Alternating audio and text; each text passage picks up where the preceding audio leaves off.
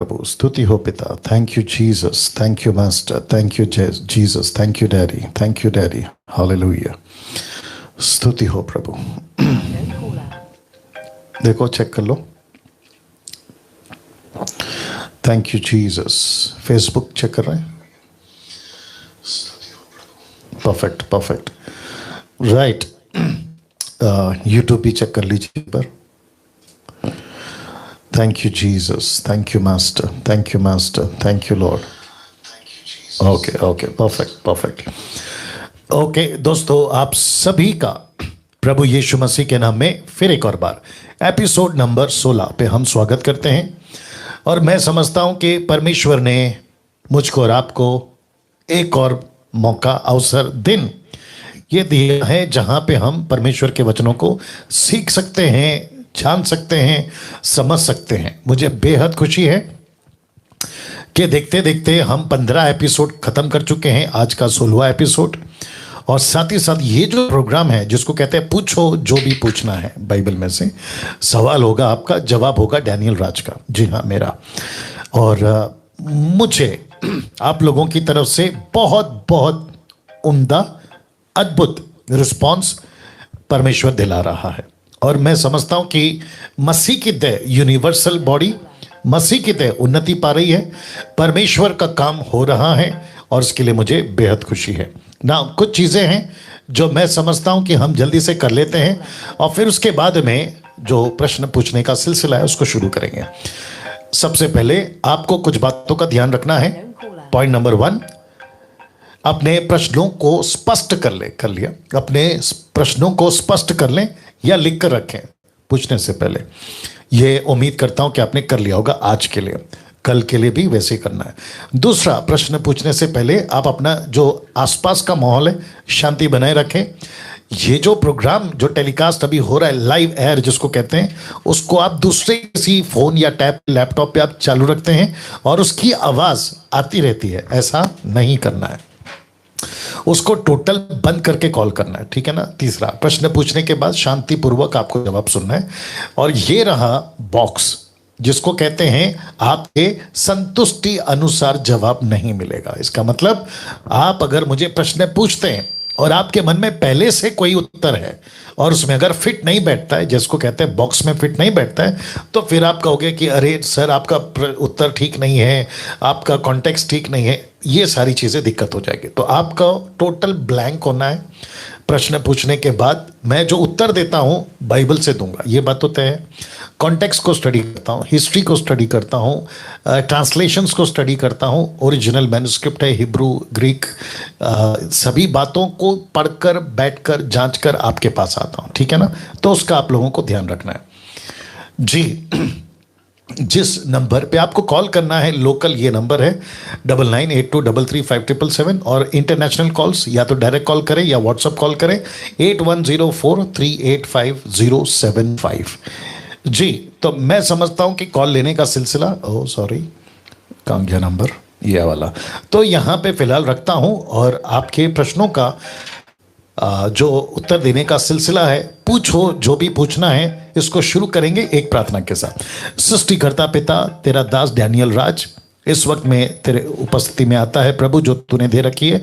विनती करते हैं कि जितने लोग अभी जुड़ रहे हैं, जुड़ चुके हैं, जुड़ने पर हैं, उन सभी को प्रभु जी आप अपने नियंत्रण में लीजिए। और प्रार्थना करते हैं कि पिता परमेश्वर आपका महिमा हो और प्रभु लोग एजुकेट हों खरी शिक्षा के साथ, सही बातों के साथ, और परमेश्वर जैसे आपका वचन है वैसे ही लोगों को पेश किया जा सके, ऐसी अनुग्रह तेरा सेवक डैनियल राज मांगता है। सब चीजें आपके नियंत्रण में हो। लूसीफर की जितनी योजनाएं उसे हम कैंसिल करते हैं, रद्द करते हैं और कहते हैं पवित्र आत्मा आप चलाइए। यीशु के नाम से प्रार्थना मांगते हैं, आमीन जी। सबसे पहला कॉल जी, अपना प्रश्न पूछिए जी, अपना प्रश्न पूछिए सर। हेलो जी। हाँ जी जी जी एक हाँ डैनियल पासे साहब बोल रहे हैं जी। हाँ जी, तो मुझे मेरा जो क्वेश्चन था वो एक्चुअली उत्पत्ति से था जी। जैसे कि उत्पत्ति अध्याय 7 और वचन 20 में लिखा है कि जल तो 15 हाथ ऊपर चढ़ गया वो पहाड़ भी डूब गया। तो मैं रिसेंटली अभी एक वीडियो देख रहा था, उस वीडियो में मतलब किसी एक अविश्वासी व्यक्ति का था। जी तो उन्होंने ये जो नोआ की जो आर्क है और इतनी बातें इनका चैलेंज किया है कि मतलब ये ऐसा पॉसिबल नहीं हो सकता, क्योंकि ये लोग बोलते हैं कि अगर एशिया में था जब इनकी बात चल रही, मान लो वो अरब साइड कहीं रहते होंगे, जी तो फिर सारे प्राणी मान लो वहां से अरारात पर्वत जो कि अभी एशिया में ही है, जी जहां से वो पहाड़ में जहां जहाज रुका था, तो सारे प्राणी मतलब फिर उत्तरी अमेरिका कैसे पहुंच गए, और ऐसी ऐसे ऐसे कुछ क्वेश्चंस थे। तो मतलब इसके बारे में बाइबल क्या कहती है? हम जानते हैं कि हम विश्वासी लोग हैं, पर फिर भी कोई ऐसे अपने पास कोई ऐसे तर्क हो सकते हैं कि हम किस तरह से इन्हें जवाब दे सकें। जी जी, बहुत अच्छा। लेकिन आप क्या जानना चाहते कि बाकी सब जगह पे क्या पहुंच गया, जानवर या हाँ इंसान? जी, हाँ जानवर मतलब सारे पृथ्वी पे फैल गए, तो उनका मतलब था कि how they cross the distance from that one okay okay okay continent to other continent. Okay okay okay, line में बने रहें। और आपका जी, नाम बताइए। Jerel Jerel Jerel. जहरल। यस। Okay, thank you. और आप कहाँ से हैं जहरल जी? एमपी से। अच्छा, मध्य प्रदेश। ओके। तो जितने दर्शक अभी देख रहे हैं, जहरल साहब का ये प्रश्न है। जहरल साहब जो है वो मध्य प्रदेश से हैं और इनका कहना है कि कोई यूट्यूब के ऊपर अविश्वासी इस मुद्दे को उठाता है कि नूह के टाइम जो जहाज रुका था पहाड़ के ऊपर, और वहां से बाकी सारी दुनिया में ये जानवर, पक्षी या जो भी है, ये कैसे फैल गए, इस मुद्दे को उन्होंने, अविश्वासी व्यक्ति ने यूट्यूब पे उठाया। और भाई ने जो है वो यूट्यूब देखा और इनको लगा कि ये जो प्रोग्राम है पूछो जो भी पूछना है, उन्होंने कॉल किया और ये प्रश्न मेरे सामने रखा, जिसका मैं उत्तर अभी आप लोगों के बीच में देना चाहता हूँ। मुझे लगता है कि 575 लोग हैं फेसबुक और यूट्यूब पे। मैं फेसबुक पे लाइव इसलिए वापस आ गया हूँ क्योंकि बहुत लोगों ने कहा कि हमको यूट्यूब चलाना नहीं आता, यूट्यूब पे कैसे ढूंढे नहीं पता चलता, जिसके चलते मैं नहीं चाह रहा था कि किसी प्रकार का उनको दिक्कत हो, इसके वजह से मैं वहाँ पे। लेकिन यूट्यूब पर जिसको कहते हैं ना ऑफिशियली, यूट्यूब के ऊपर ये प्रोग्राम आप लोगों के लिए चलता रहेगा, ठीक है ना? ना जरल साहब, आप भी जानते हैं कि बाइबल मनुष्य के हिसाब से नहीं लिखी है। बाइबल के अंदर बहुत सारी ऐसी घटनाएं हैं जिसका रिकॉर्ड बाइबल नहीं करती है। मूसा को जितना कहा उतना मूसा ने लिखा, क्योंकि हम सभी जानते हैं कि उत्पत्ति की किताब से लेकर व्यवस्था विवरण, फ्रॉम जेनेसिस टू डिटोनॉमी, ये 5 किताबें जिसको तोरा कहते हैं यहूदियों की भाषा में, ये 5 किताबें मूसा ने, परमेश्वर ने जितनी लिखाई उतनी लिखी है। दूसरा ये हो गया एक। दूसरा, अगर इनका कहना है, खैर इनकी बातों को तो हम तवज्जो देते भी नहीं है, और ये होते कौन है, इनकी औकात क्या है परमेश्वर से सवाल करने की, ये मुंबई की भाषा में मैं उन लोगों को कहना चाहता हूं कि बाइबल के अगेंस्ट में किसी भी प्रकार का मुद्दा उठाकर वीडियो बनाना बंद करो। और अगर आप बनाते भी हो तो हम जो ट्रू क्राइस्ट फॉलोवर्स है, जो वचन को जानते हैं, उन पर तुम्हारा किसी प्रकार का वीडियो असर नहीं करेगा। और इसकी इंफॉर्मेशन, मसीह मंथन, साथ ही साथ ये प्रोग्राम, और ऐसे करते हुए कई क्षेत्रों से हम जो है मसीह के देह को एजुकेट करते रहेंगे। सब ठीक है, ये करते रहेंगे। साथ ही साथ इनकी तो औकात नहीं है, ये बात मैंने क्लियर कर दिया ना। इनके कहने से कोई मुद्दे को उठाकर अगर ये बीच में रखते हैं तो मैंने कह दिया कि इनकी किसी भी प्रकार की थ्योरी, किसी भी प्रकार का प्रश्न को जवाब देना हम मसीह लोगों के लिए मैं ज़रूरी नहीं मानता, कम से कम मैं ज़रूरी नहीं मानता, क्योंकि परमेश्वर कुछ भी कर सकता है, लिखा नहीं है, यह बात बिल्कुल सही है। अब वो कैसे पहुंचे, परमेश्वर क्या नहीं कर सकता है? परमेश्वर हर चीज कर सकता है। अगर यह भी पॉसिबल है कि उत्पत्ति की 11वें अध्याय में जहां पे टावर बन रहा था बेबीलोन का, वहां से मनुष्य को फैला दिया, लेकिन इसका मतलब ये थोड़ी है कि सिर्फ मनुष्य गए। यह भी तो हो सकता है कि वो 8वें अध्याय से 9वें अध्याय से लेकर 11वें अध्याय तक का वो जो युग पीरियड है या जो ईयर्स है, दरअसल साहब आप सुन रहे हैं ना? जी जी जी हाँ। हाँ, उत्पत्ति के 8वें 9वें अध्याय से लेके उत्पत्ति के 11वें अध्याय तक का जो पीरियड है, टाइम पीरियड है, वो कितना है, वो भी तो देखना होगा ना। उसमें कितने युग बीत गए, ये भी तो देखना होगा ना। उसमें कितनी संतानें, और सबका रिकॉर्ड है वहां पे कौन किसके बाद पैदा हुआ। तो क्या उसके दरमियान जानवर नहीं पनपे होंगे? क्या जानवरों की पॉपुलेशन, पक्षियों की पॉपुलेशन, जीव जंतुओं की पॉपुलेशन नहीं पनपी होगी? जरूर पनपी होगी। और देखिए, परमेश्वर अगर फैलाता है ऐसे कितने सारे जानवर अभी डिस्कवरी चैनल, नेशनल ज्योग्राफी में आपको पता चलता है कि हजारों मील ट्रैवल करके वो एक छोर से दूसरे छोर पे पहुंच जाते हैं। ये आपने कभी सुना सर झरल साहब? हाँ जी, हाँ जी। पक्षी ट्रैवल करती हैं, जानवर ट्रैवल करते हैं, तो कौन सी बड़ी बात है सर?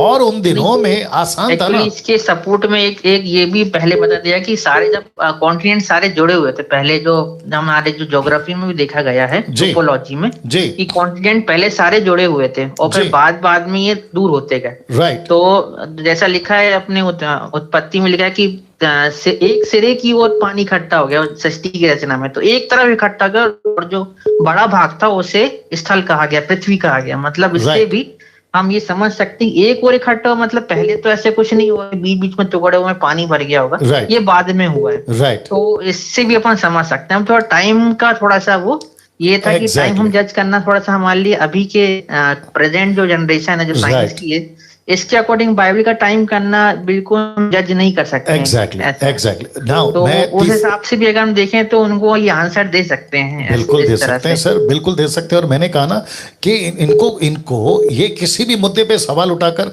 हमको क्यों क्वेश्चन करते, तो मैं तीसरे कॉन्सेप्ट पे आ रहा हूं या तीसरी जवाब दे रहा हूं। तीसरा एंगल ये है, देखिए किसी एक घटना को उठाकर क्या ये साबित कर सकते हैं नूह के टाइम के जानवर यहाँ कैसे पहुंचे, वहां कैसे पहुंचे, इसलिए ये फेक है, ये कोई सच्ची घटना नहीं है। तो फिर बाकी का क्या? जरल साहब आप सुन रहे हैं ना? बाकी का क्या फिर? तो एक आधार पे किसी एक चीज की घटना को अगर ये कहते हैं कि ये तो मिसमैच है, तो क्या बाकी पूरी चीज को भी गलत ठहरा सकते हैं? सर वो एक था और ये उत्पत्ति में लिखा था, उत्पत्ति 6 और 4 नहीं, वहां पे बाद में जाएंगे जरल साहब। हाँ। वहां पे बाद में जाएंगे। मैं क्या कह रहा हूं, क्या किसी एक घटना को इनके हिसाब से, हमारे हिसाब से नहीं, इनके हिसाब से एक घटना को उठाकर बाकी पूरी बाइबल की बातों को हम गलत साबित कर सकते हैं क्या? मैं ये कह रहा हूं। नहीं, बिल्कुल नहीं। एग्जैक्टली, मैं भी तो वही कह रहा हूं। अगर मूसा की घटना मैच नहीं कर रही है, क्या कहते हैं, नूह की बातें मैच नहीं कर रही है, आखिरी किताब व्यवस्था विवरण का आखिरी चैप्टर किसने लिखा मैच नहीं कर रही है, तो इसका मतलब क्या पूरी की पूरी कहानी गड़बड़ है? नहीं, ऐसा तो नहीं हो सकता। ये तो विश्वास की बात है। एग्जैक्टली। नहीं, विश्वास की भी बात है जरल साहब। और साथ ही साथ में देखो, जितनी भी बाइबल की हिस्ट्री है या घटनाएं हैं, कहानियां हैं, वो सब साइंटिफिकली और साथ ही साथ में हिस्ट्री इस बात को पुख्ता करता है कि चीजें वहां पे थी। यीशु की खबर आज भी है, यीशु की जितनी भी बातें घटी है हिस्ट्री में, एक एक चीज आज भी है। मूसा की बातों को ले ले, आज भी है। तो ये सारी चीजों को कैसे कह सकते हैं? इसको कहते हैं ना कि राई का पहाड़ बनाना। जी हाँ जी। हाँ, अब आप बोलिए क्या बोल रहे थे? वो जो एक वो 6 दिन वाला था, तो ये बोलते हैं कि 6 दिन में ये सृष्टि की रचना, मतलब वो 6 दिन जो जैसे हम 5000 वर्ष बोलते हैं, कई लोग बोलते हैं 5000 वर्ष पुरानी है बाइबल जैसी घटना है। तो क्योंकि बहुत सारी स्टडी हुई कि हम नए नियम में पढ़ते हैं कि ये परमेश्वर के राज्य में जो एक दिन है वो 1000 वर्षों के बराबर है। राइट। तो मतलब लोग ये सोचते हैं कि जो एक दिन है वो मतलब जैसा आज का एक दिन है वैसा ही, पर शायद वैसा नहीं है। बहुत सारे बाइबल स्कॉलर्स कहते हैं कि आप क्या सोचते हैं इस बारे में? किसके बारे में? दिन ऐसा है कि जैसा आज हमारा एक दिन है।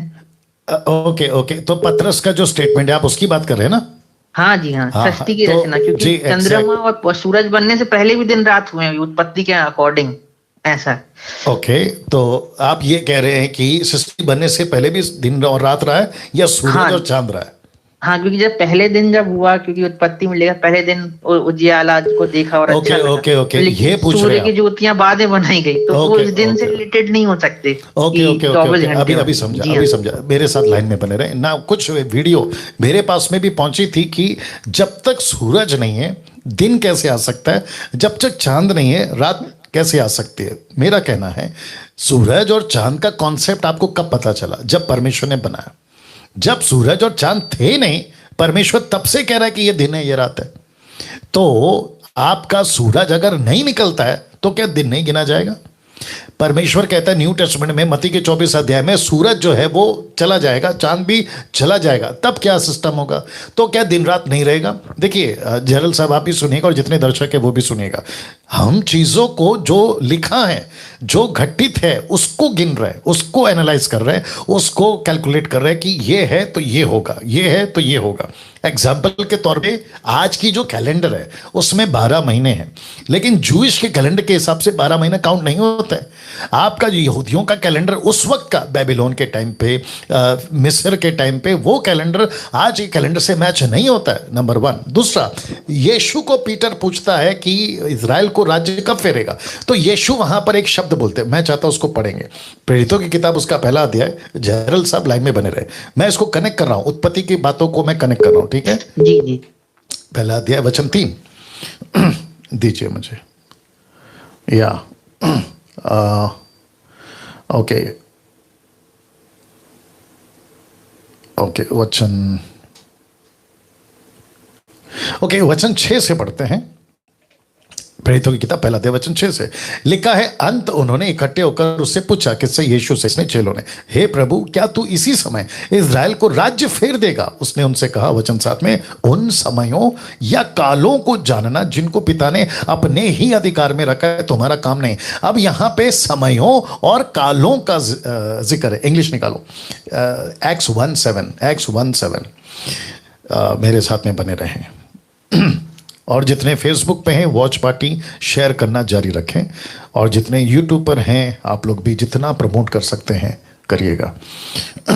And he said unto them, it is not for you to know the times of the seasons. तो लिखा है टाइम्स और द सीजन्स, इसका मतलब है यहां पे सीजन्स का जिक्र है ना। जरल साहब, हमारी जो घड़ी है ना उसमें 3 कांटे हैं, एक है आवर्स का, दूसरा है मिनट का, और तीसरा है सेकंड्स का। हम इसके हिसाब से टाइम लगाते हैं ना। हाँ जी। लेकिन परमेश्वर के पास में ये 3 कांटा नहीं है ना सर। परमेश्वर के पास में सीजन चलता है, परमेश्वर के पास में काल चलता है। तो प्रभु कहता है कि उन समयों और कालों को जानना, सीजन्स, टाइम्स एंड सीजन्स को जानना तुम्हारा काम नहीं। तो मैं वापस कहता हूं, फर्स्ट डे पहला वचन कहता है पृथ्वी पे अंधेरा था, परमेश्वर का आत्मा पानी पे मंडलाता था। फिर कहता है उजाला हो, तो उजाला हो गया। क्या परमेश्वर, जरल साहब मैं आपको पूछ रहा हूं, क्या बिना सूरज के परमेश्वर उजाला नहीं बना सकता? बिल्कुल उजाला हो सकता है, जैसे हाँ। मैं भी तो वही कह रहा हूँ, सूरज की जरूरत नहीं उजाले के लिए। एग्जैक्टली, मैं भी तो वही कह रहा हूं कि परमेश्वर को अगर दिन कहना है, उजाला बनाना है, परमेश्वर सूरज का मोहताज नहीं है ना।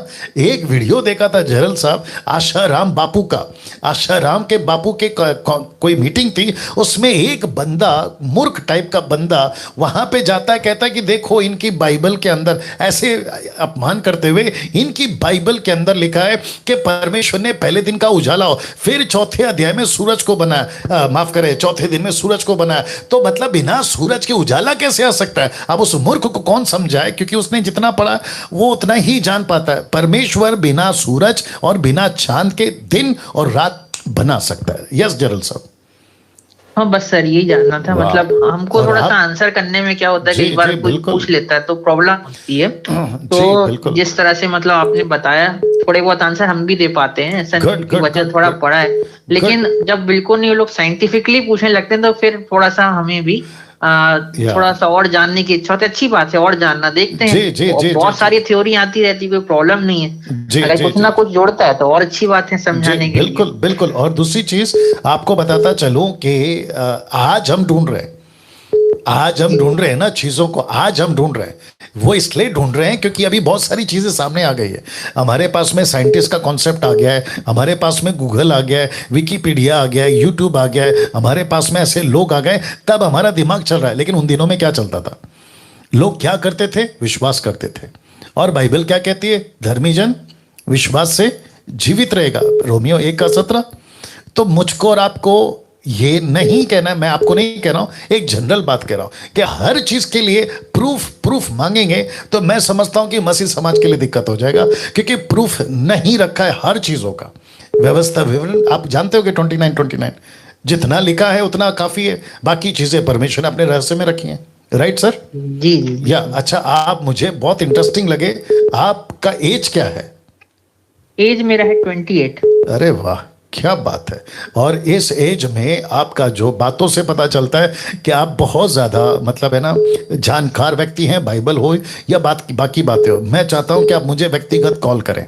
ओके जी जी जी, धन्यवाद। God bless. वाओ जी, नेक्स्ट कॉल जी, अपना प्रश्न पूछिए सर। Okay, next call. जी, अपना प्रश्न पूछिए सर, वॉइस चेक कर लो। जय मसीह सर। जी जय मसीह। सर मेरा प्रश्न है। हाँ, आपका आ, फोन नजदीक रखिए, आपका फोन नजदीक रखिए। जी सर। जी मेरा प्रश्न है यूहन्ना 16 अध्याय का 12 वचन सर। जी वहाँ लिखा हुआ है सर कि मुझे तुमसे और भी बहुत सी बातें कहनी है, जी। परंतु परंतु तुम अभी उन्हें सहन नहीं कर सकते।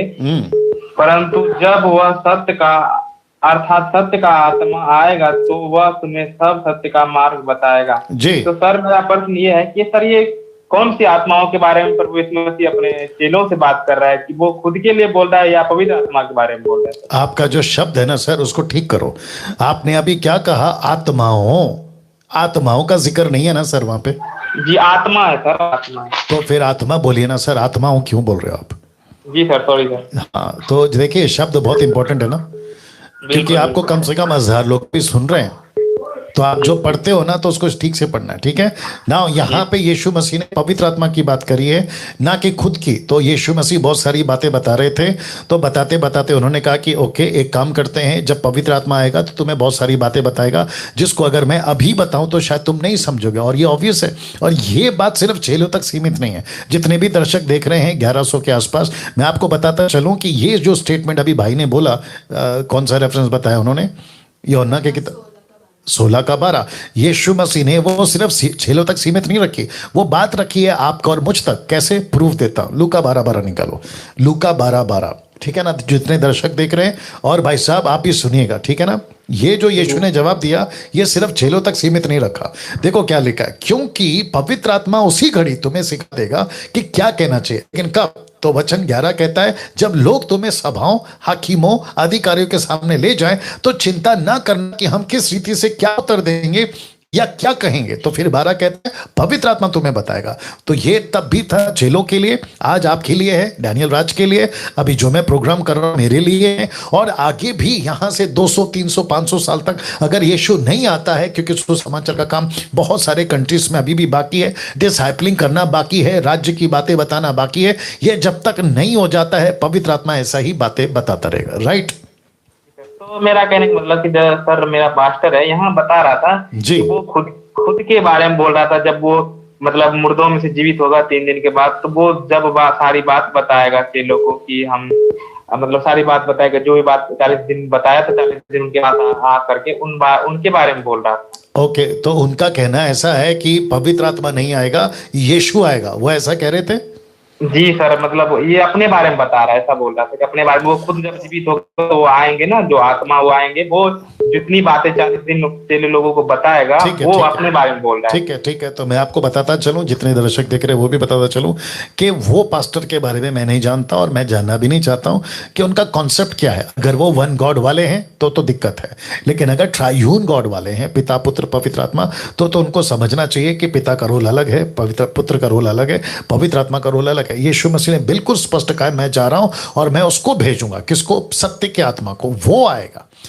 तो क्योंकि तीनों एक ही हैं, पिता पुत्र पवित्र आत्मा, पर्सनैलिटी में, व्यक्तित्व में, शैली में तीनों अलग हैं, लेकिन एक ही कहा जाता है। उदाहरण के तौर पे अगर एक परिवार है तो उसको क्या कहेंगे? एक परिवार। लेकिन प्रश्न उठता है कि एक परिवार में मेंबर्स कितने हैं, फिर वो दूसरा प्रश्न हो जाएगा। तो एक ही परिवार में 4 5 10 मेंबर्स हैं, लेकिन क्या कहते हैं? एक परिवार। वैसे क्या कहते हैं? 3 परमेश्वर को, एक परमेश्वर, लेकिन पर्सनैलिटी कितनी है? 3 है, पिता पुत्र पवित्र आत्मा। तो वो पास्टर अगर वन गॉड वाला है तो गड़बड़ है। Right sir? जी सर। जी सर, तो मुझे इस वचन पर डाउट हुआ थोड़ा, सोचा सर मैं आपका प्रोग्राम बराबर देख रहे हैं, तो मुझे बहुत अच्छा लगता है प्रोग्राम, और आपके वचन भी बहुत आप खरी शिक्षा दे रहे हैं, मुझे बहुत अच्छा लगता है। और सभी भाई बहन जितने भी सुन रहे हैं, वो सब इस वचनों से जो आप प्रोग्राम रखे हैं, इनसे सभी सीख रहे हैं सर। राइट सर, हम भी सीख रहे हैं सर। थैंक तो यू। आपकी वचन ऐसा है सर कि क्या बताएं, हम 8 बजे से बैठ जाते हैं कि कब फोन लगेगा और हम आपके प्रोग्राम देखेंगे। थैंक यू भैया, थैंक यू भैया, थैंक यू, गॉड ब्लेस। और सर मेरा दूसरा सवाल था एक और।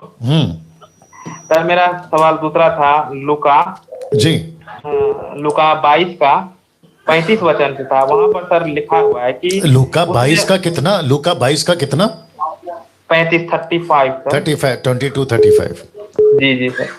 तो यहाँ लिखा हुआ है, उसने उनसे कहा, जब मैंने तुम्हें बिना बटुए, बिना थैली और बिना चप्पलों के भेजा था तो क्या तुम्हें किसी बात की घटी हुई थी? उन्होंने कहा, नहीं, किसी वस्तु की नहीं। फिर वचन 36 बोल रहा है सर, उसने उनसे कहा, परंतु अब जिसके पास बटुए हो साथ लेकर जाए, उसी प्रकार झोला भी ले जाए, और जिसके पास तलवार नहीं अपने वस्त्र को बेचकर एक मोल ले ले।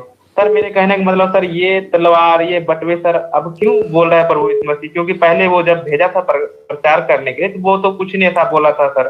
तो सर मुझे यहाँ पर तो थोड़ा सा समझाना है। तो ये टोटल आपने जो पढ़ा ना 35 और 36, इसमें आपका प्रश्न क्या है? क्या यीशु मसीह ने कहा तलवार ले लो? ये क्यों कहा, ये पूछ रहे हैं? जी सर। ओके, ना लाइन पे बने रहे, मैं जवाब दे रहा हूं ना। वचन 35 के मुताबिक यीशु कहता है कि जब तुम्हें मैंने कहा था कि नहीं लेना, तो क्या तुम्हें कोई घटी हुई?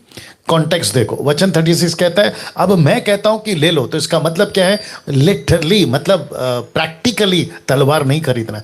जीसस की लाइफस्टाइल में कहीं पे भी तलवार नहीं है। आपको पूछ रहा हूं भाई साहब, यीशु के पूरे जीवन शैली में कहीं पे भी तलवार है?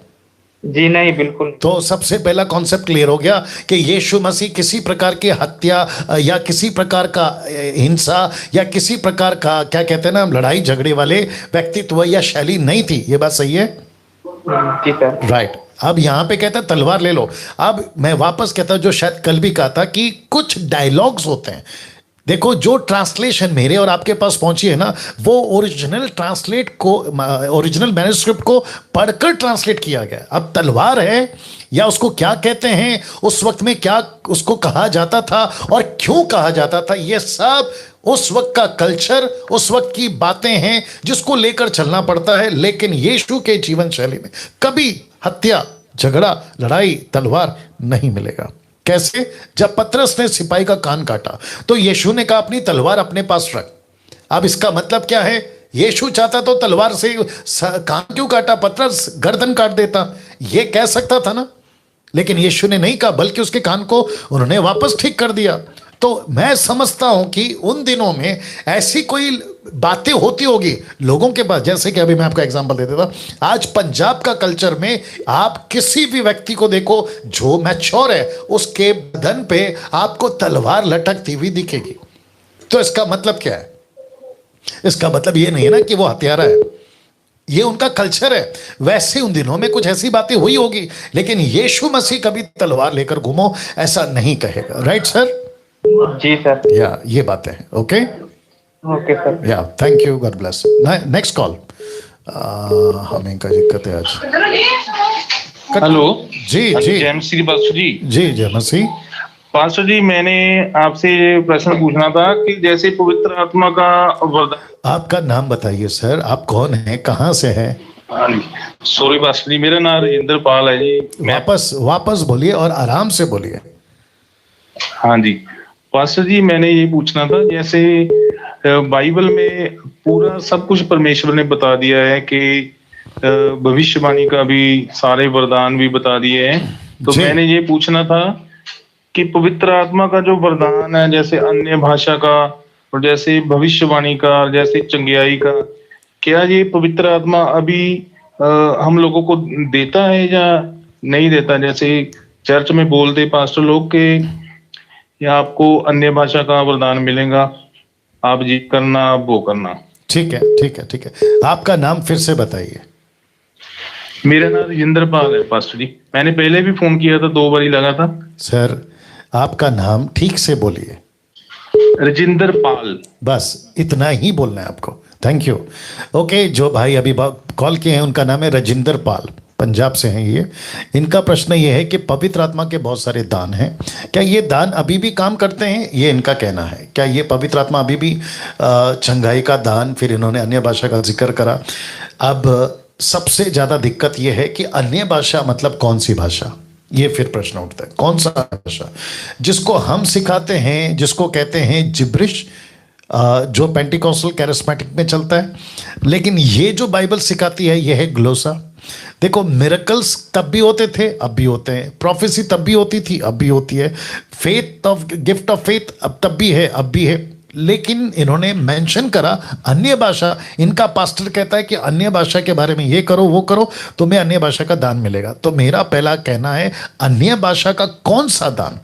आप जिस अन्य भाषा को 200 साल से, जब से अजूजा स्ट्रीट अमेरिका के लॉस एंजलिस में विलियम सीमोर जब से उसने ये मूवमेंट स्टार्ट किया, तब से एक ऐसी अन्य भाषा का टैग या नाम लेकर टोटल मसीह के 90% सिस्टम ये बन गया है कि ये एक ऐसी भाषा है जो ऊपर से आती है। ये एक ऐसी भाषा है जिसको कहते हैं स्वर्गीय भाषा। ये ऐसी भाषा है जिसको शैतान नहीं समझता। इसको 10 घंटा बात करो, 8 घंटा, 2 घंटा, आपकी आत्मिक उन्नति होगी। आप ऐसा करोगे, वैसे करोगे, आप ये बन जाओगे, वो बन जाओगे। ये टोटल गलत है, गलत है, गलत है। क्यों? क्योंकि भाई साहब आप लाइन में बने रहेंगे, ठीक है ना? हाँ जी, हाँ ना। पतरस ने जब बात किया था, बहुत ध्यान से सुनेगा, पतरस ने जब बात किया था पेंतिकोस के दिन, वो सिंगुलर नहीं था, वो प्लूरल था। उसने एक भाषा में बात नहीं की, और सिर्फ पतरस ने बात नहीं करी, 120 लोगों ने बातें करी। और जो वहां लोग इकट्ठे थे वो कम से कम 17 नेशन से, अलग अलग जगह से, जो जूविश थे, यहूदी थे, वो इकट्ठा हुए थे। और जब पतरस बात कर रहा था, वो उनकी मातृभाषा, निकालिए पहला पतरस, प्रेरितों की किताब 2 अध्याय वचन 7 से दीजिएगा।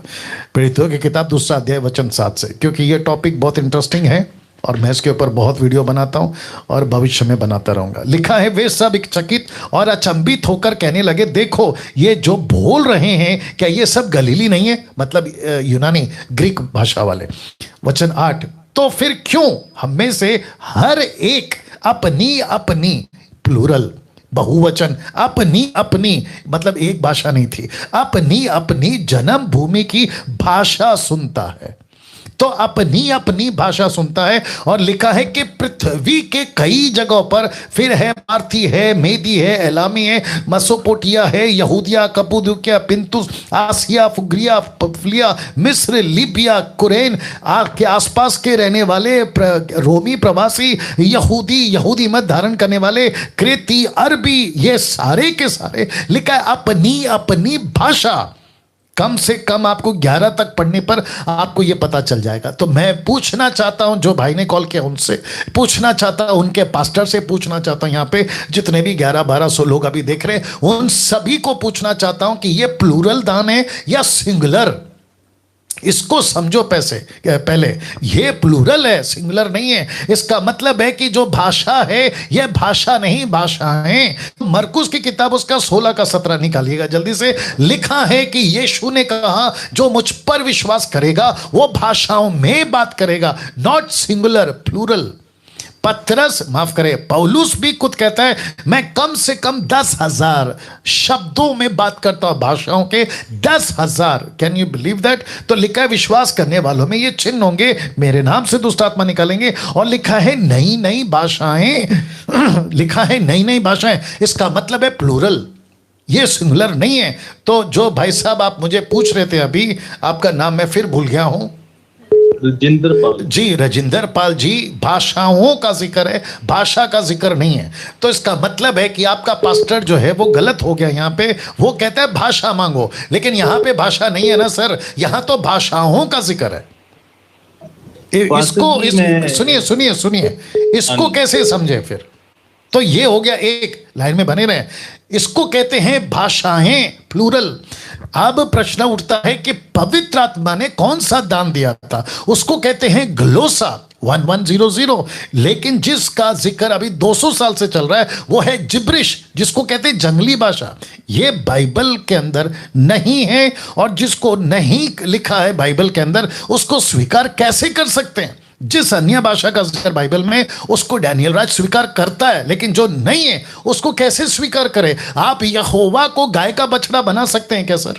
आपको पूछ रहा हूं, आप यहोवा को गाय का बछड़ा बना सकते हैं? नहीं, बिल्कुल नहीं। तो फिर यही तो चल रहा है आजकल। तो ये क्या कर रहे हैं? वचन को ट्विस्ट कर रहे हैं, और किसी ने इनके दिमाग में डाल दिया कि भाई आप ऐसी भाषा में बात करो तो आपको कुछ सुपर नेचुरल फीलिंग आएगी, सुपर नेचुरल कुछ आपके साथ होगा। तो इसको कहते हैं फीलिंग्स, और ये फीलिंग्स का कीड़ा मैं रिपीट करता हूं, फीलिंग्स का कीड़ा आज मसीह जगत में बहुत काम कर रहा है। मेरी भाषा को बर्दाश्त करो, क्योंकि मैं यहां पे इसलिए गुस्से में हूं क्योंकि जो चीज परमेश्वर ने नहीं लिखी उसको जबरदस्ती थोप रहे हैं। आपको यह भी बताता चलो भाई साहब, जो आप मेरे साथ लाइन पे बने हैं, बहुत सारे यूथ, लड़का लड़की घंटों प्रार्थना करते हैं, जब उनको नहीं मिलता ये जबरदस्ती वाला दान तो निराश होते हैं, यहां तक कि प्रभु को छोड़ देते हैं। तो इनकी मूर्खता देखिए, वो भी छोड़ी, जिसको मिल गया उनका खुद का जीवन कैसा है।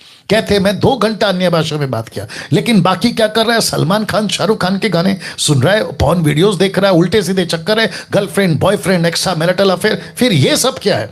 तो कहते हैं ना, पेड़ की पहचान उसके फल से होती है। जी बोलिए, क्या बोल रहे हैं आप? हाँ जी पास्टर जी, जैसे मैंने बोल रहा था कि जैसे पुराने समय में तो बाइबल नहीं थी तो अन्य भाषा पवित्र आत्मा देता था। तो अभी तो बाइबल पूरे देशों में है, मतलब दुनिया की सबसे ज्यादा छपने वाली बाइबल है और पढ़ने वाले भी लोग बहुत हैं। तो अभी क्या पवित्र आत्मा अन्य अन्य अन्य भाषा का वरदान देता है? हाँ, अब आप ठीक से आए।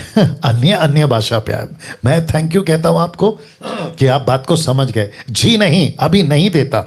1 कुरिन्थियों उसका 13 अध्याय वचन 9। यही बात पास्टर जी। यस, अभी नहीं देता। अभी इतना ज्यादा सभी चर्च में, पंजाब में, जितना भी मैंने आज तक देखा है पास्टर जी, कोई भी अन्य भाषा के बिना बात नहीं करता। प्रार्थना करता है तो सभी वो अन्य भाषा में, पता नहीं वो समझ नहीं आती, लेकिन वो तो लिखा हुआ है ना कि पौलुस ने कि उसका अनुवाद नहीं कर सकते तो आप चुप रहना है, आपने बोलना नहीं है। जी, बिल्कुल सही कहा आपने। तो पहली बात तो ये क्लियर हो गया सर कि अन्य भाषा का दान, अभी इतनी भाषाएं आ गई है, आजकल बहुत सारा डेवलपमेंट हो गया है, टेक्नोलॉजी डेवलप हो गई है, सबके पास में अपना अपना स्मार्टफोन्स है, सबके पास में विकीपीडिया है, सारे एजुकेशंस के साधन है आज हमारे पास में, हाईली टेक के इक्विपमेंट्स है, बहुत कुछ नॉलेज बढ़ गया।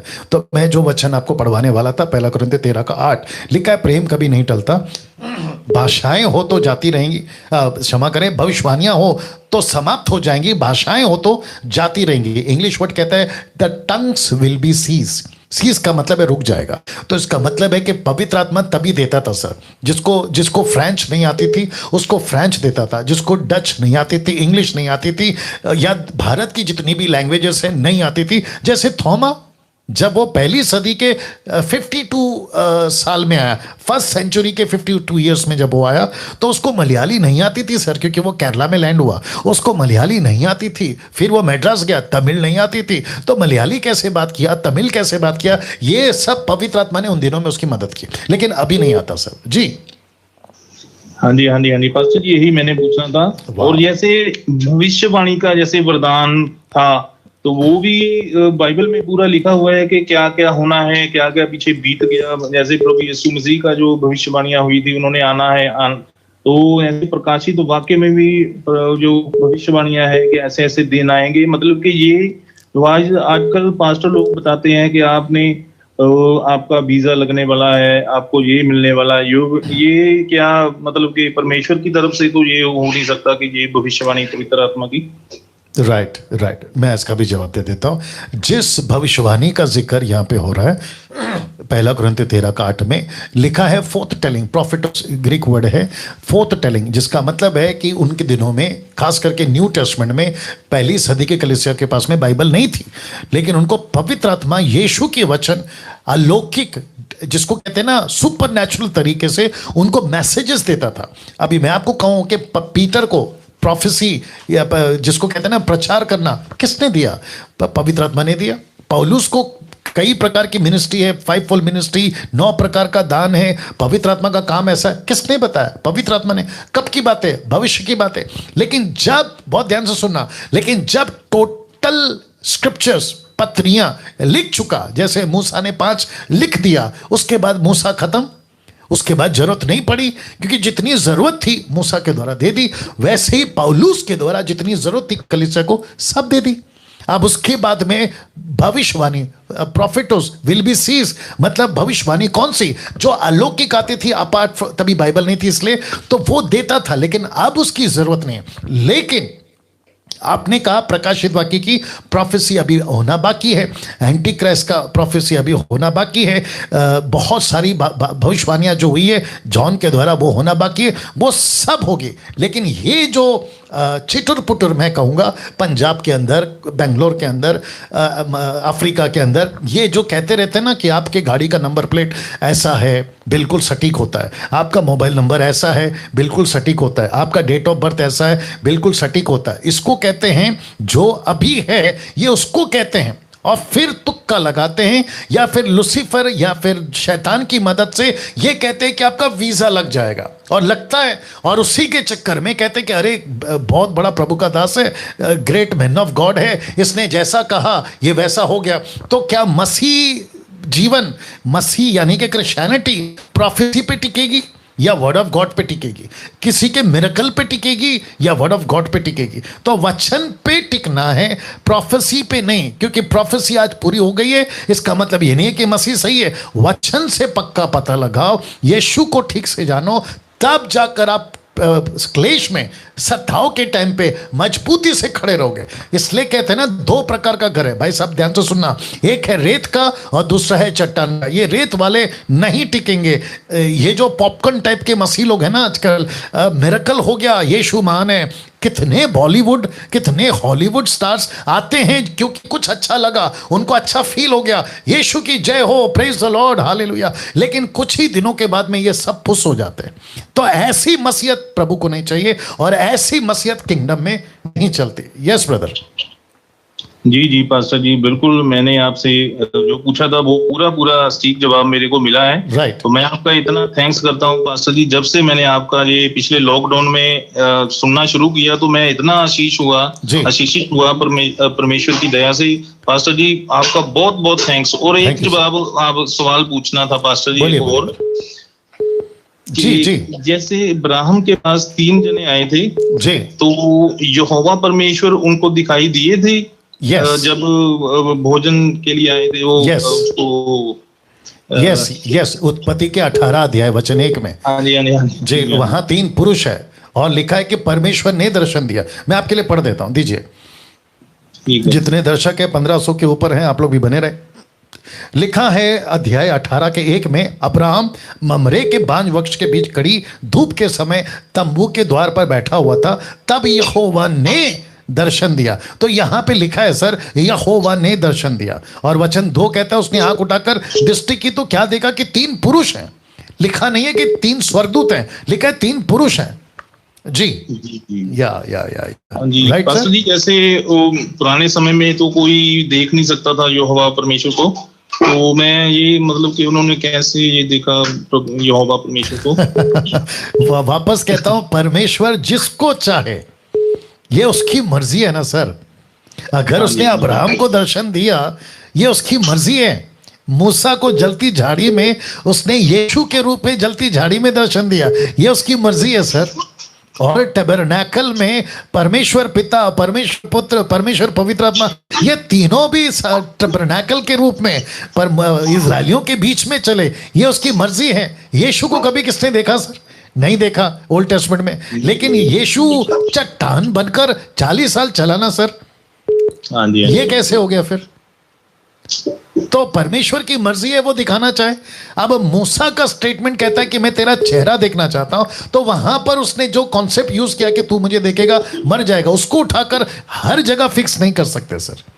परमेश्वर को अगर आपको देखना है, माफ करना, परमेश्वर अगर आपको खुद को दिखाना चाहता है, उसको कोई नहीं रोक सकता सर।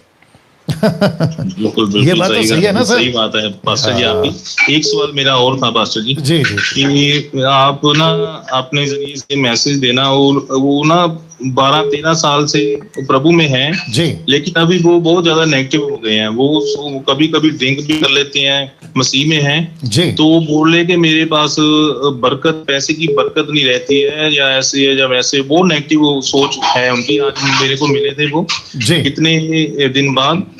तो मैं आपको बोलना चाहता हूँ कि आप उनको कोई मैसेज दीजिए कि मतलब कि ऐसा नहीं होता कि प्रभु में अगर ये दिन ऐसे आते हैं तो बिल्कुल नेगेटिव थोड़ी हो जाना होता। राइट। तो बोले कि मैं कभी कभी ड्रिंक कर लेता हूँ, तो मतलब 13-14 साल हो गए हैं प्रभु में, ऐसे थोड़ी होता है। राइट सर ना, मेरे साथ लाइन में बने रहें। और मैं आपको बता दूं कि मैं इसका जवाब थोड़ा अलग तरीके से दूंगा।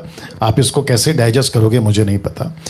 एक स्टेटमेंट, इस प्रोग्राम के माध्यम से मैं सब मसीह जगत को देना चाहता हूं। सबसे पहली चीज, जिस दिन आप यीशु को अपना जीवन देते हो, बहुत ध्यान से सुनेगा, आप यीशु पे और यीशु के राज्य पे मेहरबानी नहीं करते, और ना ही आप बाइबल पढ़ के यीशु के पीछे चल के यीशु की कलीसिया में जाके यीशु की महिमा करके आप उसके ऊपर किसी भी एंगल से मेहरबानी नहीं करते, क्योंकि परमेश्वर किसी भी स्तुति आराधना के, किसी भी महिमा के, किसी भी तरीके के नाम के मोहताज नहीं है, क्योंकि परमेश्वर के पास में लाखों करोड़ों स्वर्गदूत हैं।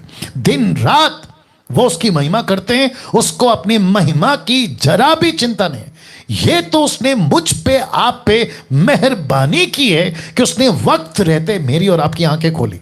अगर अंदर आकर आप शर्तें रखोगे कि सब कुछ ठीक होगा तब मैं मसीह की जय बोलूंगा, मेरी नौकरी लगेगी तब मैं मसीह की जय बोलूंगा, मेरा घर में सब बच्चे परिवार अच्छे रहेंगे तभी मैं चर्च जाऊंगा, तो ऐसे कम ऑन, ऐसे मसीहों की जरूरत यीशु को नहीं है सर।